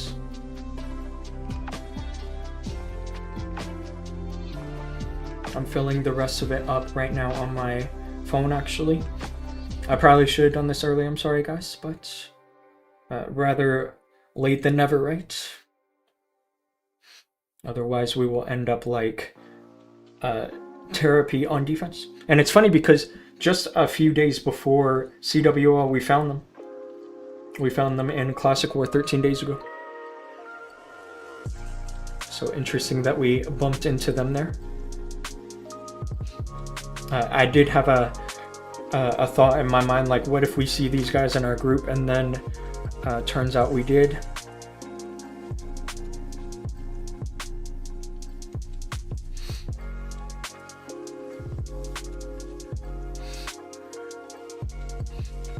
How far out do you like spreading the dragons and the dragon riders? It totally depends on the base, because the dragon riders only target defenses, right? So you kind of want to keep them clumped together where there's a tight pathing of defenses, but then the dragons, you want to spread them out a little more.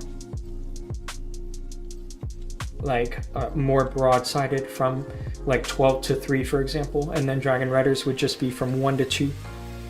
That's the idea. Anyway.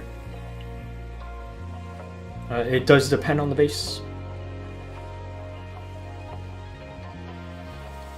I'll give you some more examples, for example, like in more attacks once I finish this war CC.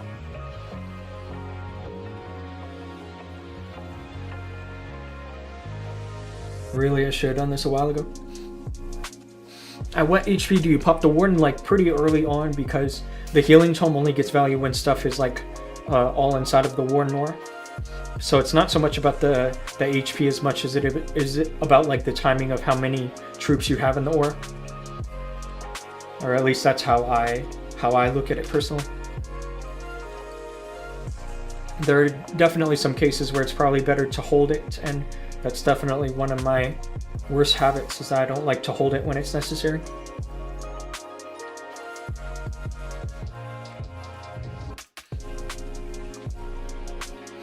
The war CC is almost full.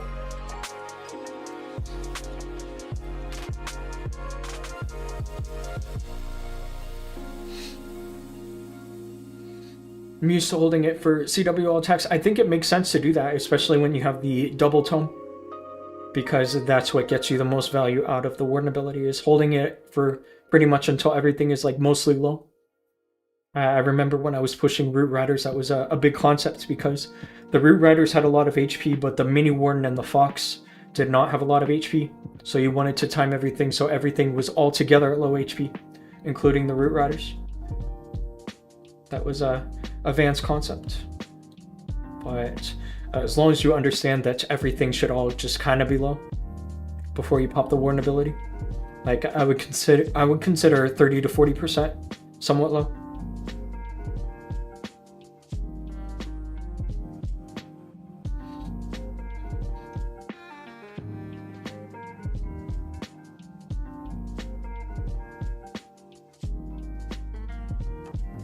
I appreciate you guys being patient here, waiting for me to finish the war, CC.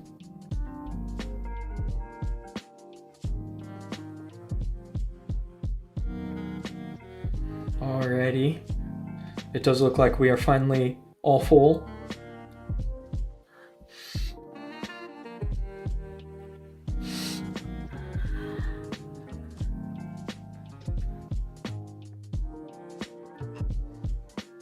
Okay, let's continue with the Legend League. That archer keeps getting deleted. I can see that on my phone. Somebody is deleting it to mess with me. Or for some reason it doesn't go through, I'm not sure why.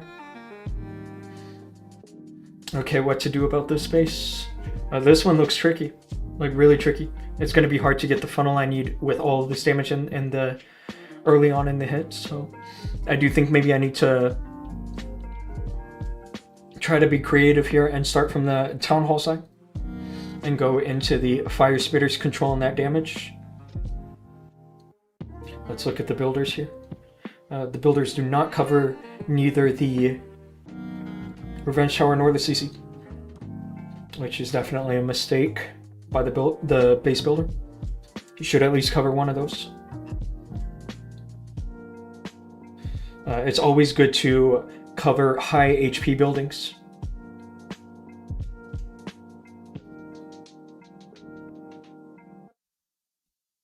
I hesitated on that freeze. And my prince is going the wrong way, which is not ideal. The prince needs to follow my army and he's not. Although I have done a good job of isolating this damage properly.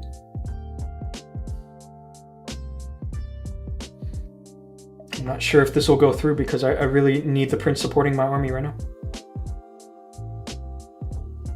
Of course he's not going to. He's going to get wasted.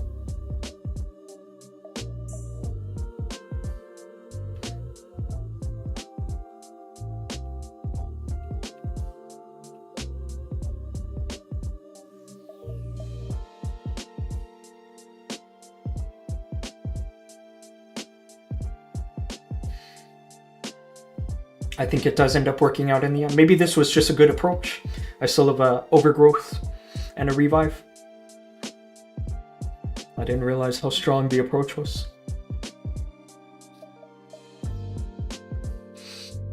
How many usually are active in the clan per day at once? When I'm like off the streams for a little bit and mostly just chilling in the clan, we can see up to like 15 people active during like a busy period. Which is honestly not a lot if you think about it. When you have like 50 people in the clan. Do you have any clue or idea on the new Minion Prince equipment? I don't know actually. I just really hope that we get one soon.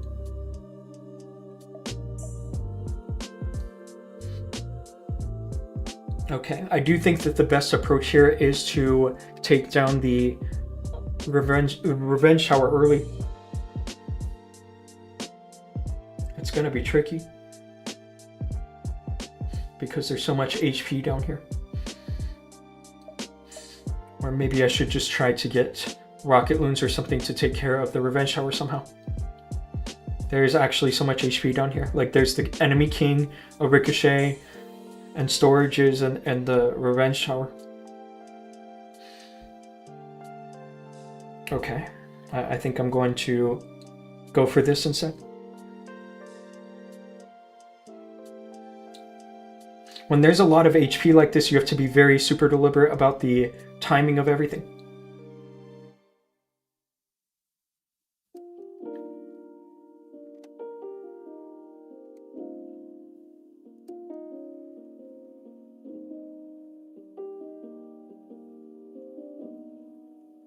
Hopefully that Revenge Tower goes down. And now what I need from these Dragon Riders over here is, yeah, I totally missed this. I totally missed this.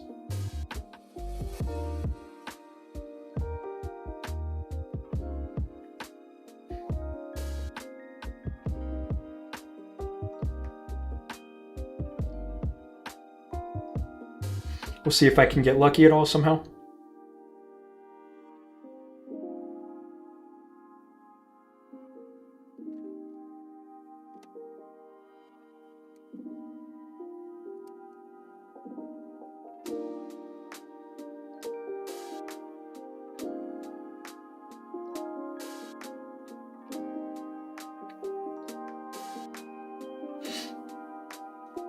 Yeah, I've seen a number of attacks go like this because of not getting all of this down early enough.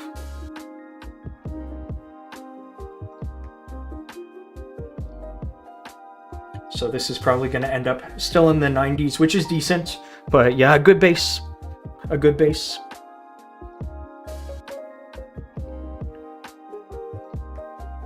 Never seen more than 5 or 6. I don't know what you mean by that. Oh, like people online at once? That's crazy.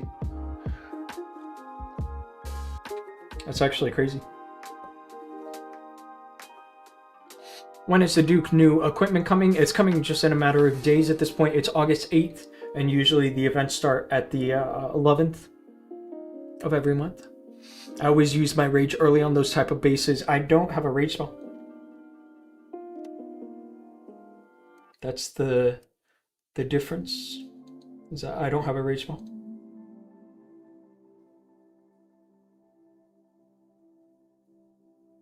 This reminds me of the base I just did a 1-star, but I have a feeling I'm going to triple this one.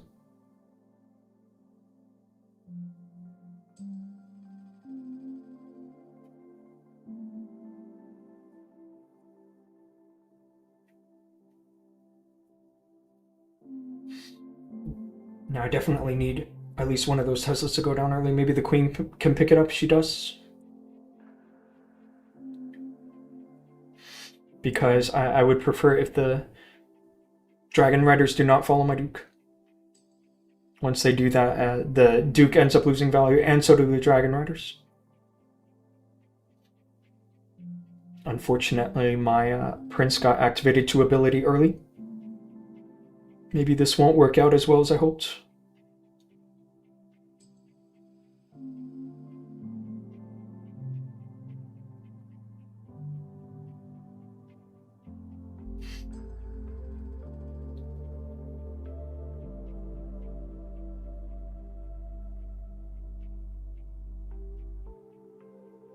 Lots of dragons, though. And yeah, see what I mean?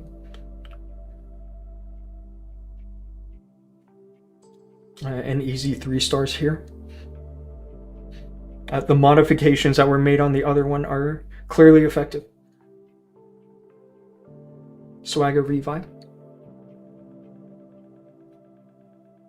These types of bases are good for ground defense. You're probably right, actually, especially because of that Invis Tower. That Invis Tower always does a good job. Hi, George. My cat has come to visit me.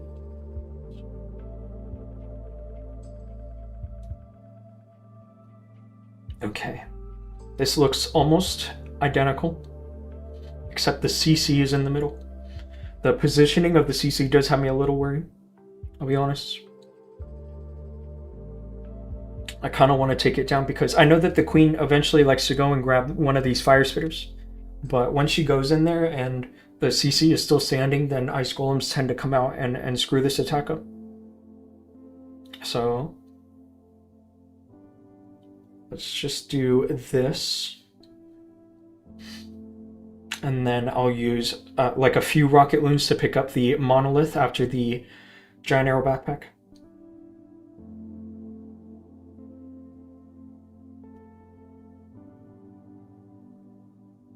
I do get both spell towers, which is nice.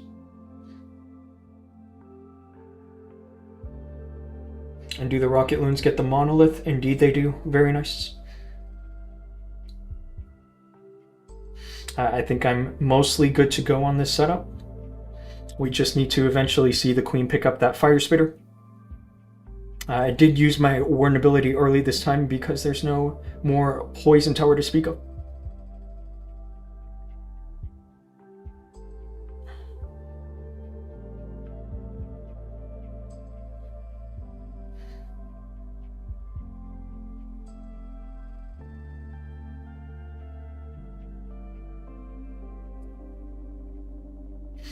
I was really hoping I could see the Prince eventually pick up the Revenge Tower and the long shot, but he's getting distracted by the enemy Prince.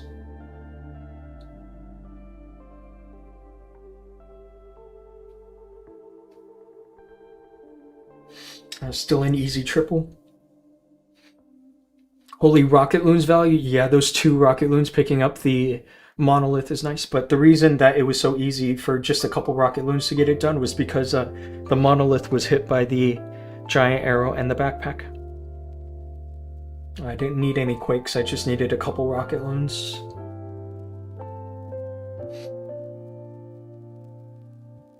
It's feed o'clock.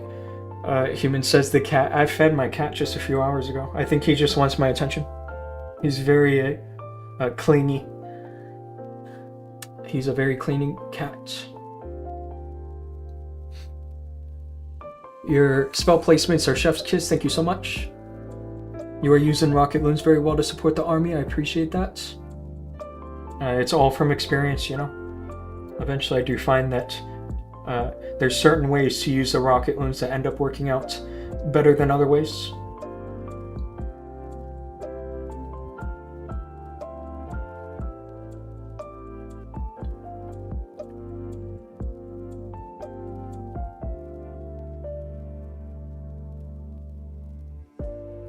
So this time I'm going to do the arrow first to trigger the invis, and then I'm going to send the Duke where the arrow left off.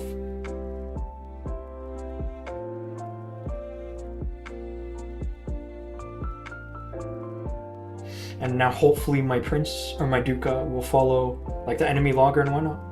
That would be the best course of action. But maybe he doesn't.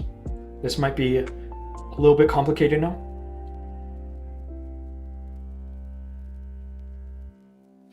I have nothing near the town hall, which is not good for me. I'm gonna have to manage the rest of this almost perfectly. Let's use the freeze early, that way it doesn't activate before the rage shower goes off. That's actually almost never good if you freeze after the rage shower goes off. Unless you're freezing everything, like in this case.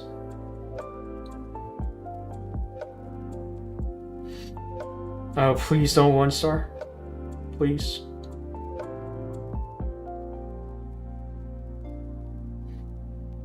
I think the sweeper's going to be an enemy for me here.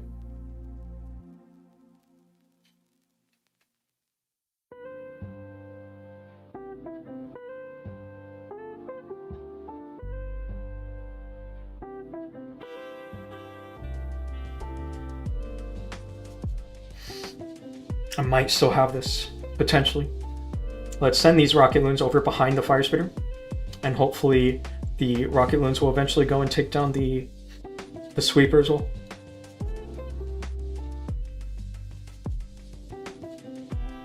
I don't know. It almost looks like a 1-star.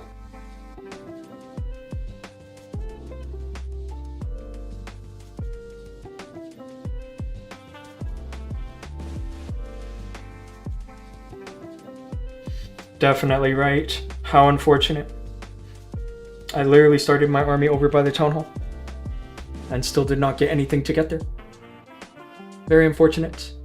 W, what kind of cat is he? He's whatchamacallit? A tuxedo? I used this base last week and got -308. You didn't get any 1-star defenses? Like the one I just gave that guy? Who was that? Some guy named Toxic with a decent previous rank of 1,293. But yeah, it's kind of unfortunate. That's my second 1-star of the day, and I almost never do 1-stars. So maybe this is that day where the variance kicks in.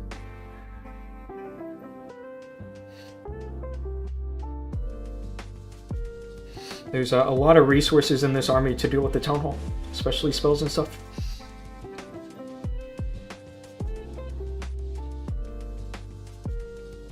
Okay, here's my idea, is to hit first the, I guess, the Tesla.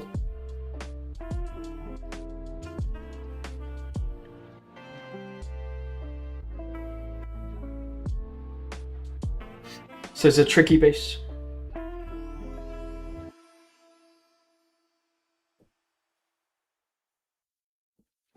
Especially because you need the timing of everything mostly right, but thankfully the pathing actually looks pretty decent.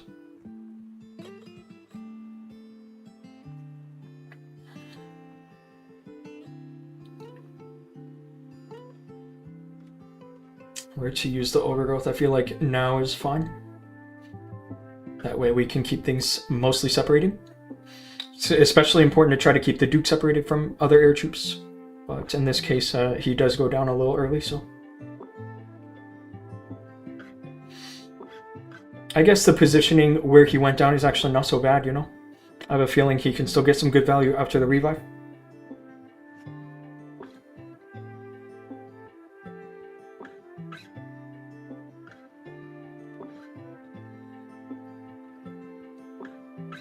I'll use the orb now.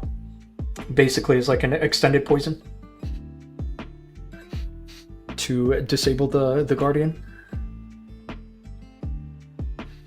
We should be good, right? Once the Fire Spitter is distracted, like totally distracted, not just distracted on light troops, then I'll revive the Duke.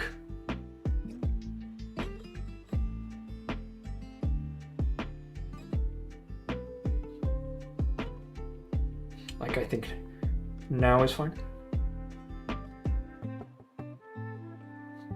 Swag a couple rocket loons. It got nerfed before release, yeah. They struggle to balance things sometimes, to say the least. So, not even surprised. Doom, could you please check DMs? I just reached home and I saw 20 minutes left. The base I was going to take was taken by somebody else. Yeah.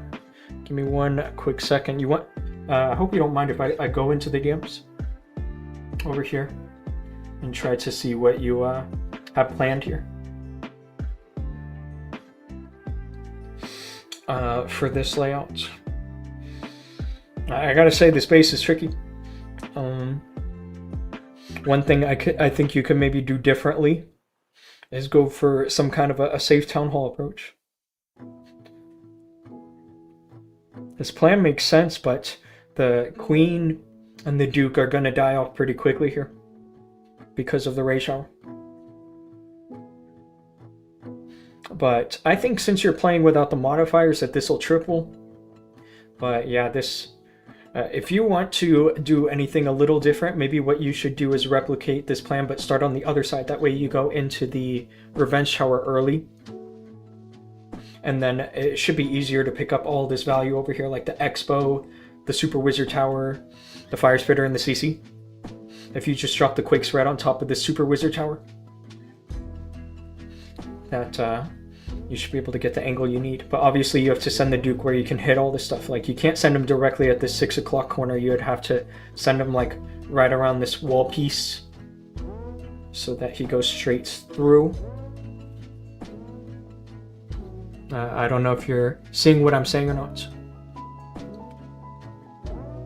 What made you use the Rage Gem instead of the Eternal Tome? Many months ago, when we did Champ 1 in this clan, Green Eternity, I'll show you. We had a 6-clan group. This was December of 2025, and we could have been first place in this week, but we actually lost on, or not lost. I think it was either a loss or a draw. I can't remember on the final day, because this Korean clan that was in 6th place did 15 triples on us with the Rage Gem Healing Tome Hydra. So that is essentially where I first saw it and first used it, and it was doing good work back then. I did get some multiple top 1000 finishes with Rage Gem Healing Tome Hydra, like back in February, March. Although at the time there was no Duke, right? Let's go to Chaos next.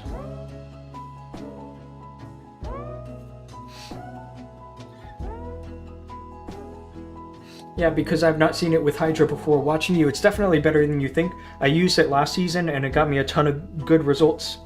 I did end up 91st last season, 239th. Like, this was my lowest finish last season, was rank 239. Although I don't think I'm going to get finishes like that this season. Then, yeah, it was definitely working like magic last season. Okay, this base. I definitely want to try to split the base as much as I can. I think maybe if I can try to get the Duke to go directly into the multi-inferno, that should be good. I guess the question is where I want to launch the Queen, because the only way I can see her getting the exact angle that I want is if I shoot the arrow from the elixir collector on the right. So let's drop a couple rocket loons here. That will get the Duke to hopefully go directly into the multi-inferno.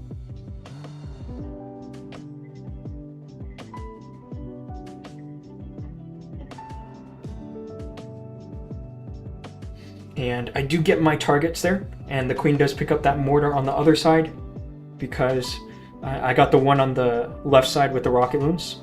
And so the Queen getting the one on this side means that the Duke can go directly into the multi-inferno, which is pretty cool.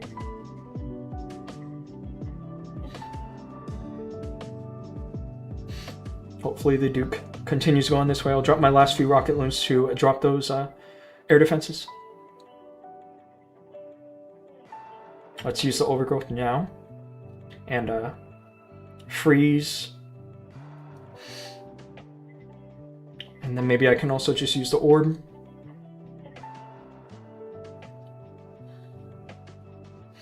I do think that this base is already well under control.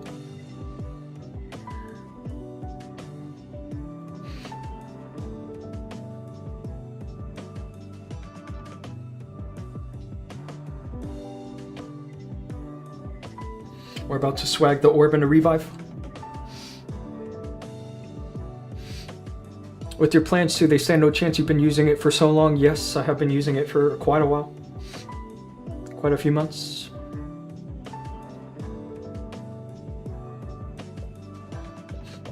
One stars are happening more often this season than they were last season. Although they still don't happen very often, but I think that's really what's keeping me from achieving something greater this season. The bases are just getting tougher as well. Like I think people are figuring out how to make the most out of these Town Hall 18 defenses, as well as obviously their upgrades, right? Like supercharges and all. Most players are in the end stages.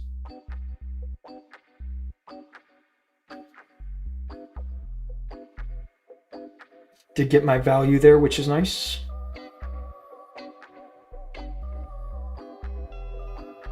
I'm going to use the poison over here on all of the heroes and all.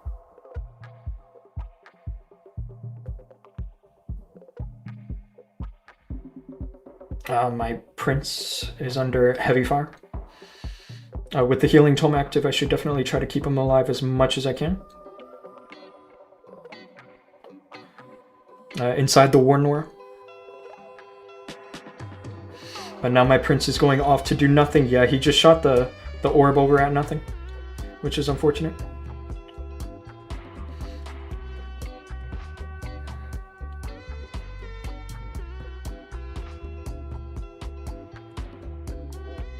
I do think the Revenge Shower is the last big threat because it's behind a bunch of HP at the moment, like the enemy Duke, a Super Wizard Tower, and a storage. Like that's a lot of HP to defend, like tank for the Revenge Shower. It's a good base building overall. Let's see, I think reviving the Duke here makes sense though. It might have been the wrong choice, maybe. Hopefully not.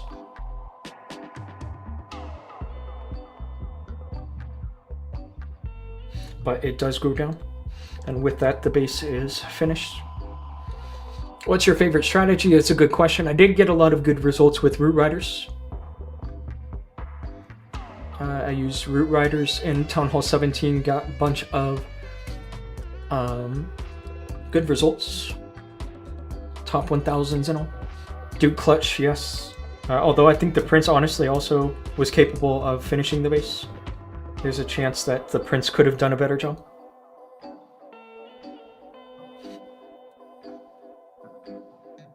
There are, oh actually day 5 has begun, so we can take a quick look at these bases. Danny is over here, which is pretty cool. And there's also Busy. And here's Name, which is definitely very interesting. But yeah, it is. I don't know if this is the real one or not. The one with a previous rank 1 finish. I think it is, which is cool. What's your best ever finish? 56. And that was just this previous season.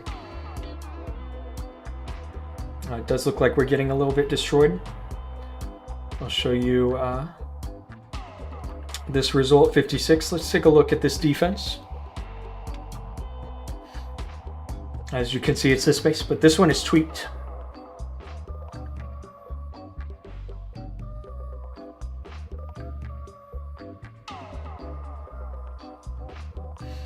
I think that he is opting for an approach to go eventually into both Fire Spitters and Poison Spell Towers. Maybe he will go and eventually pick up the Longshot Guardian with the Queen. If he's thinking about it, I imagine he's actually considering it. Then he could potentially run into some issues with time. He does recall. Okay.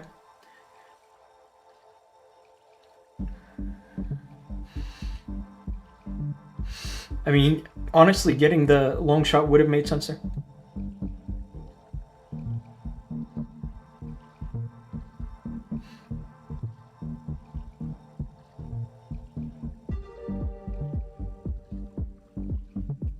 He's doing a good job of keeping the mini warden alive.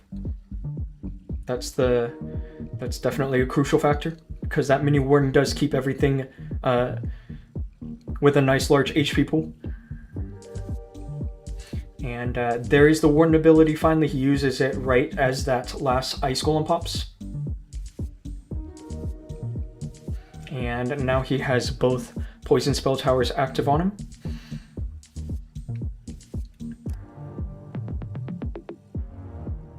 This does look mostly crushed. It might time fail.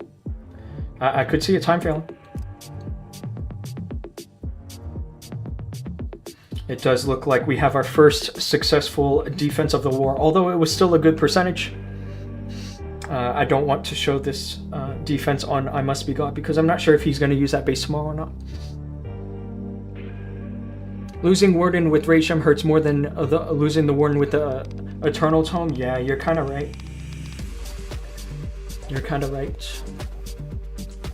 I love Roots, but it's risky for 1-stars. Roots are cool, but, you know, they don't work that great in Town Hall 18, unfortunately. This is that base I failed in CWL, by the way, except this one obviously has a full CC. I think we should try to get the CC in this case.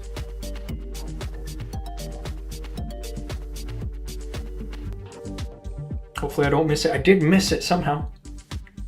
Is that a builder that saved it? I think it might be.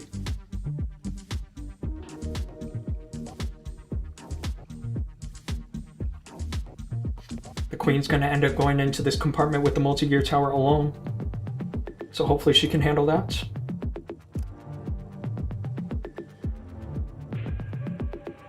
I don't really like how this is panning out so far.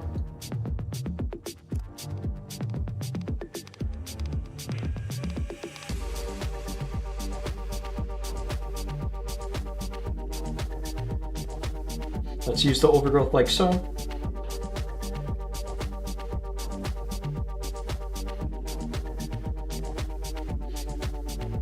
Yeah, and of course ice golems have came out.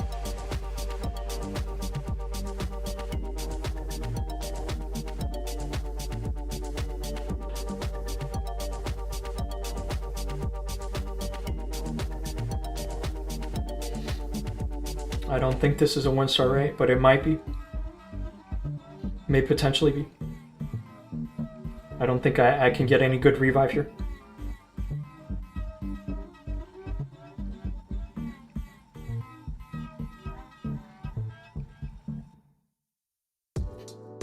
Fingers crossed that I get the Town Hall, and if I don't, it is what it is. It's gonna be my third 1-star of the day, which is not great. No way that thing stayed up at its 0.1 health. I definitely missed something. I missed something. I either missed the backpack or the arrow or something, or a quake. There's a chance I missed the quake, but those ice golems stopped me big time in the middle of the base. So it ended up shutting me down pretty hardcore. Percent and stars. I think I actually missed a quake. Believe it or not. Because there's no builders. Not ideal.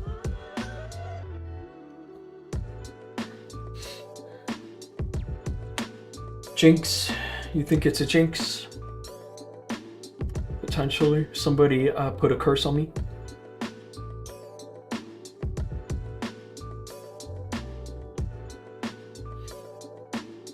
Someone has me on a voodoo doll somewhere. Making me get a bunch of 1 stars.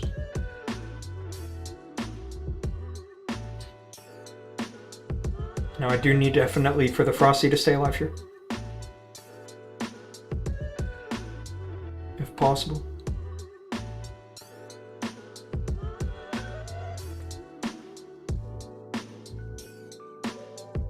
Hopefully these totems can finish the job.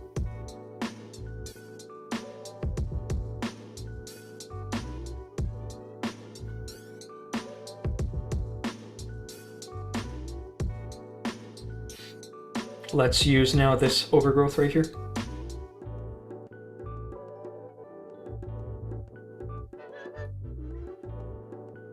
Hopefully the queen can go and pick up the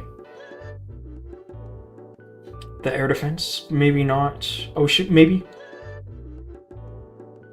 Oh, that's so clutch. That's actually so clutch. Because that sets up a nice revive for me to pick my Duke back up.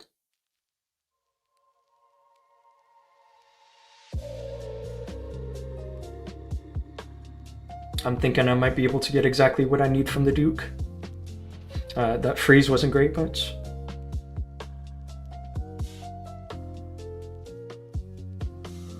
let's see if the Duke can finish the job. There's a chance he can't, which is unfortunate, but it is what it is. Legends 1 is difficult.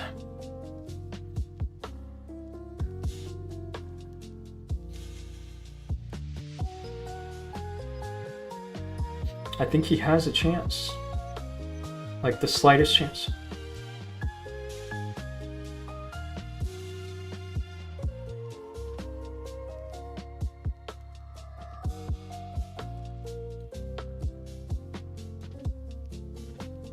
Not quite. 98%. Very close. Very close.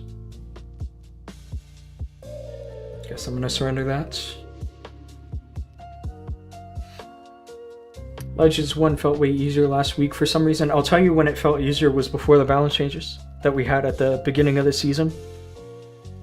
I think that the crafted defenses changed the meta just a bit. I was definitely having an easier time last season, crushing bases.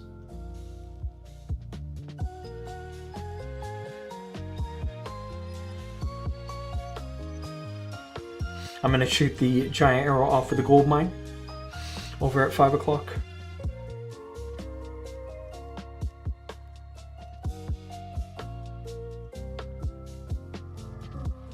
I did get my value there with the setup, which is nice.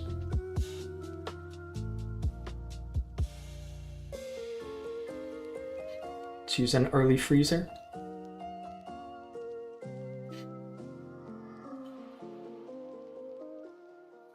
I didn't really like the pathing here. Uh-oh. This might be another oopsie. Because obviously the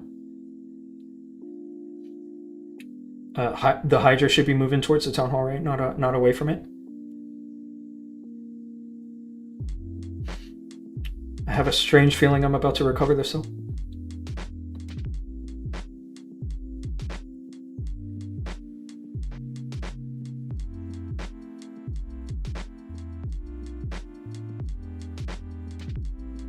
Somehow.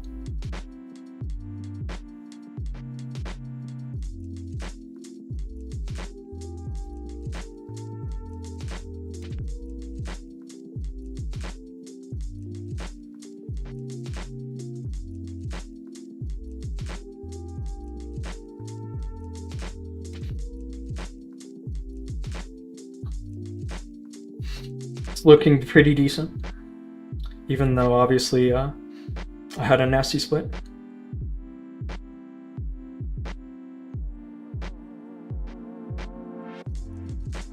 It should be enough.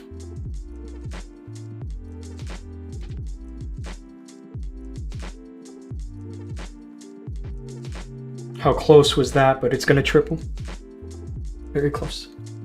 I use 2 overgrowths and it's very strong. Yes, I have seen double overgrowth work pretty well, especially checking out my defenses. It's a good strategy for a lot of top players. Cake is good previously if you use Lava Launcher. To be honest with you, I don't really love the crafted defenses this season. I don't think they're doing enough.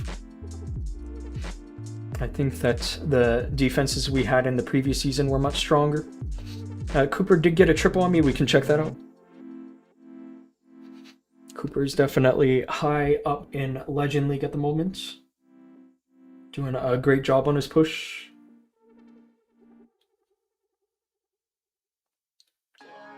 Duke charge into Hydra with the double tome. The control of the Duke is obviously very nice here.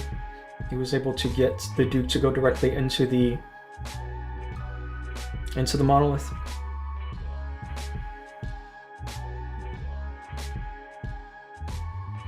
And eventually pick up as well the ray shower. Maybe not the ray shower itself, but at least most of the defenses around it. And obviously activating it. Actually a pretty nice setup. I don't see Duke charges a lot anymore. Yeah, because they can get trapped. They can get trapped. What is an alternative to the Meteor Staff? I would suggest that you use... if you have the Dark Crown, you should use it. But for like common equipment, I would suggest either the Metal Pants or the Henchman Puppet. Metal Pants give the Prince a similar damage reduction to like the Duke with the Royal Rampage. Yeah, Poison plus Orb. Always a nice combination to deal with the Town Hall on a base like this. And with the totem left over, he does handle the rest of the base pretty easily. Very nice hit from Cooper there.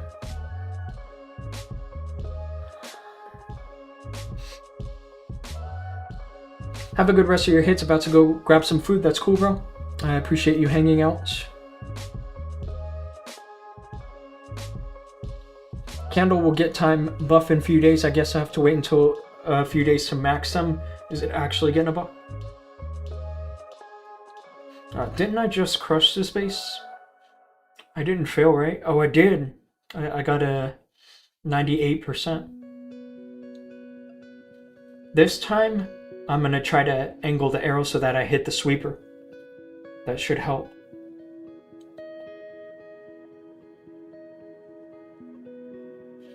Or maybe I can even angle the Duke, like so. And I still miss the sweeper, of course. So this is a little bit of insanity. Like, the definition of insanity is doing the same thing over and over again and expecting a different result, right? But watch me triple this time.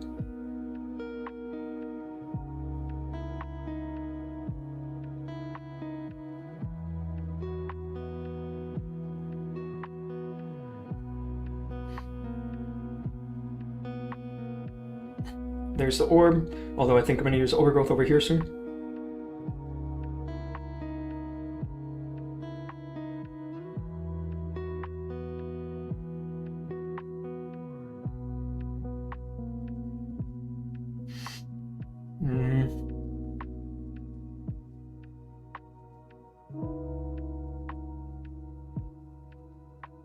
This time the garden goes down, right? I think I had an issue in the previous hit where the garden did not go down. Is that right?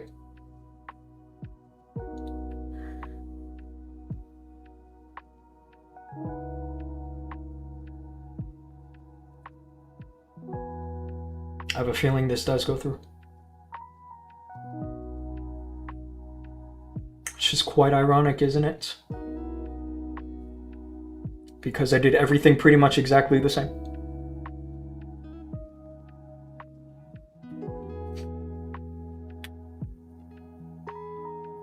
Bro, how many CWL medals you guys gonna get? I think we're gonna get around 480 to 500. And then the bonuses are quite a bit. They're like an extra 100. Rage Gem, yes. Yes, the Rage Gem. I do like to use the Rage Gem together with the Healing Tome. Which is... you could argue in some cases that the double tome does work better, because obviously it's what all the pros use and all. But I have triple bases with this kind of an army in esports. But obviously in esports you need an extra Quake to get the same value with the giant arrow backpack.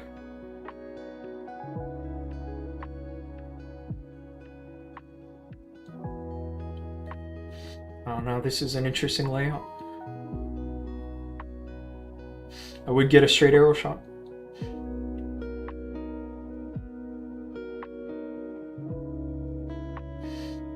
The monolith might be a pain in the butt for me, but I kind of want to try this approach here, where I do this. I mean, that's good value from the setup, but it's deep in the base, so I definitely need for the funnel to be tightly set here. It's a little early on the Healing Tome, but I want to use it while I still have most of my troops in the Grand War Nora.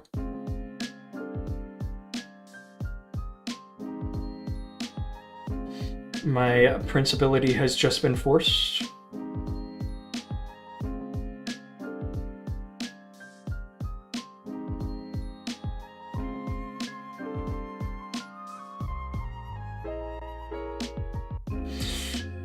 Yeah, not going that great, right?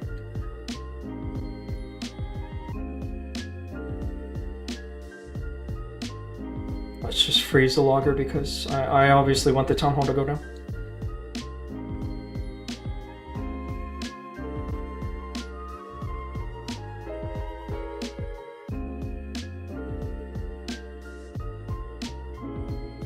I'm gonna revive the Warden. Obviously I don't want any 1-star.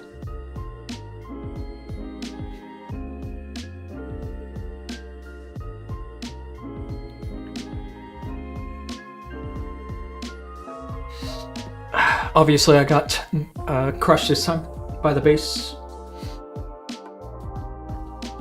It's gonna end hopefully in the 80s, but I think it's gonna be a 76%. What a weird base. Yeah, it's asymmetrical, right? So it's hard to determine the best entry. Asymmetrical bases are often, first of all, the easiest ones to build, right? Because you can get really creative and have the base still work because nobody's seen it before.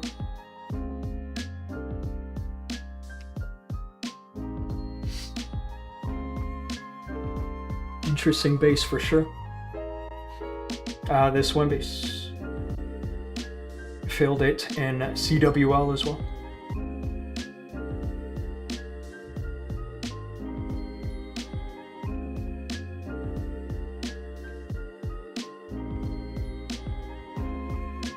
This time I get the CC.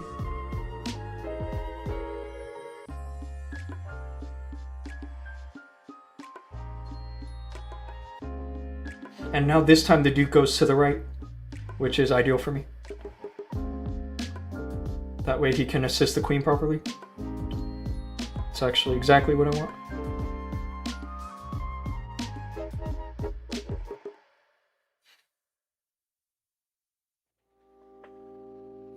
The Duke does go down, but at least he has a good angle for the revive.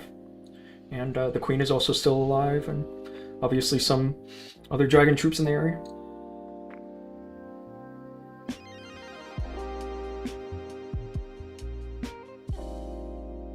I do think I have an easy triple on my hands this time. But obviously always works wonders to nail the setup.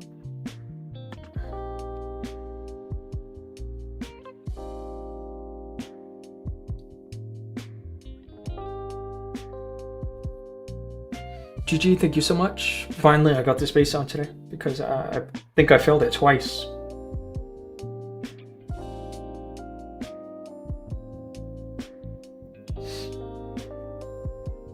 Swag to freeze too. And that is my attacks complete. I did get 270 here. And what did I get on Dhoom that I did just a moment ago? I got... oh, it wasn't Dhoom, right? Oh, it was. I got 285 on Dhoom because I also did a 1-star there. And then what else did I do? I also did Havoc. And that was 277. So my average so far today is like 277-ish. Which is obviously not great. I want to have an average somewhere in 285 to 290s. So hopefully the rest of my hits go well later today. And yeah, let's just take a quick look at these enemy bases right before we sign off on the stream. Later today you face all spread bases, you think so? Some of these, like this one, looks real easy. I've seen this one a million times, but I'm sure it's flagged already. Maybe not. Maybe I'll flag it a little early.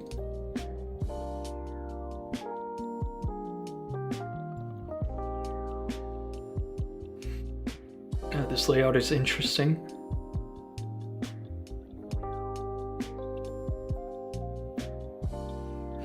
I recognize this one from Titan 2, actually. I saw this layout when I was playing in the Legends 2 modifier. McAngel. We also saw McAngel previously. I'm pretty sure McAngel joined another clan that we face in Titan 1, which is interesting.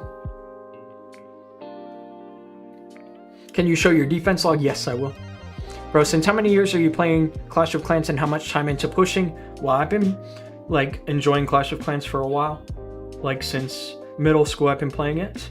But pushing, that's a different story. I have been pushing now since like the middle of Town Hall 16. And I basically haven't stopped pushing since then. I did take a couple months off. Like I only pushed a couple accounts in December and January this year. But other than that, I always go for 6 accounts. This is Danny here. This is definitely an interesting base. I might have this saved. I might have this base saved, Danny. So you better watch out. This is Beppis, who plays for Win or Die. I think Crispy is one of Beppis's teammates. And Crispy is obviously a well-known player because of the bases he builds for stars. Frozen. Busy using this base. Interesting base here from Ayad. This town hall area is very stacked with heroes. You could control this with ice golems pretty well. Or obviously if you're using a strategy like mine, you would use the orb together with the poison, obviously because there's also the CC. This is amazing poison value actually. It's almost too much to give up. I don't know who this player is. I don't recognize the name, and I don't speak Japanese. Oh, you flag? Right now I gotta hit mirror every time. That makes no sense, bro. That makes no sense. That you're forced to hit your mirror. That just sounds like a clan leader that doesn't understand strategy.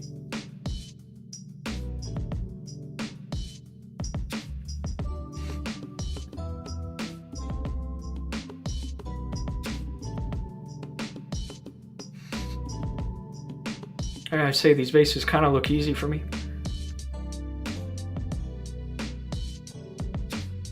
This layout's interesting. It's tweaked. But the tweaks here look decent, I'll be honest.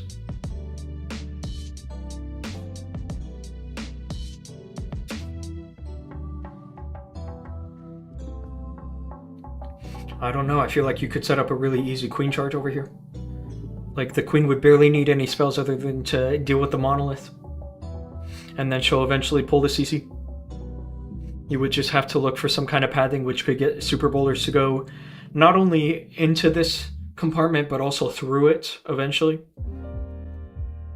Because obviously you need to control the backside as well. This is definitely a good base for super bowlers. You can also even just queen charge the town hall, because it's completely exposed. If you want a safe plan for 2 stars. Although obviously the super bowlers would also start by the town hall, so. Alrighty. Yeah, it's been a good stream, guys. I think I am going to call it. It's been a few hours, almost 3 hours. So, yeah, I've had some decent offense today. Not the best, but I'm a little tilted. And I think that the end of season pressure might be getting to me a little bit. So I do hope with that, with the rest of my hits, that they can go well. I will be live again tomorrow. AJ, hey, what's going on? Welcome to the stream. Unfortunately, you're a little late. Discord, it's on the bottom of the screen. You can see my username. It's diggitydhoom. You can add me on Discord there. Alrighty, y'all. I'm calling it for the night, and yeah, thanks for hanging out, and take care, and peace.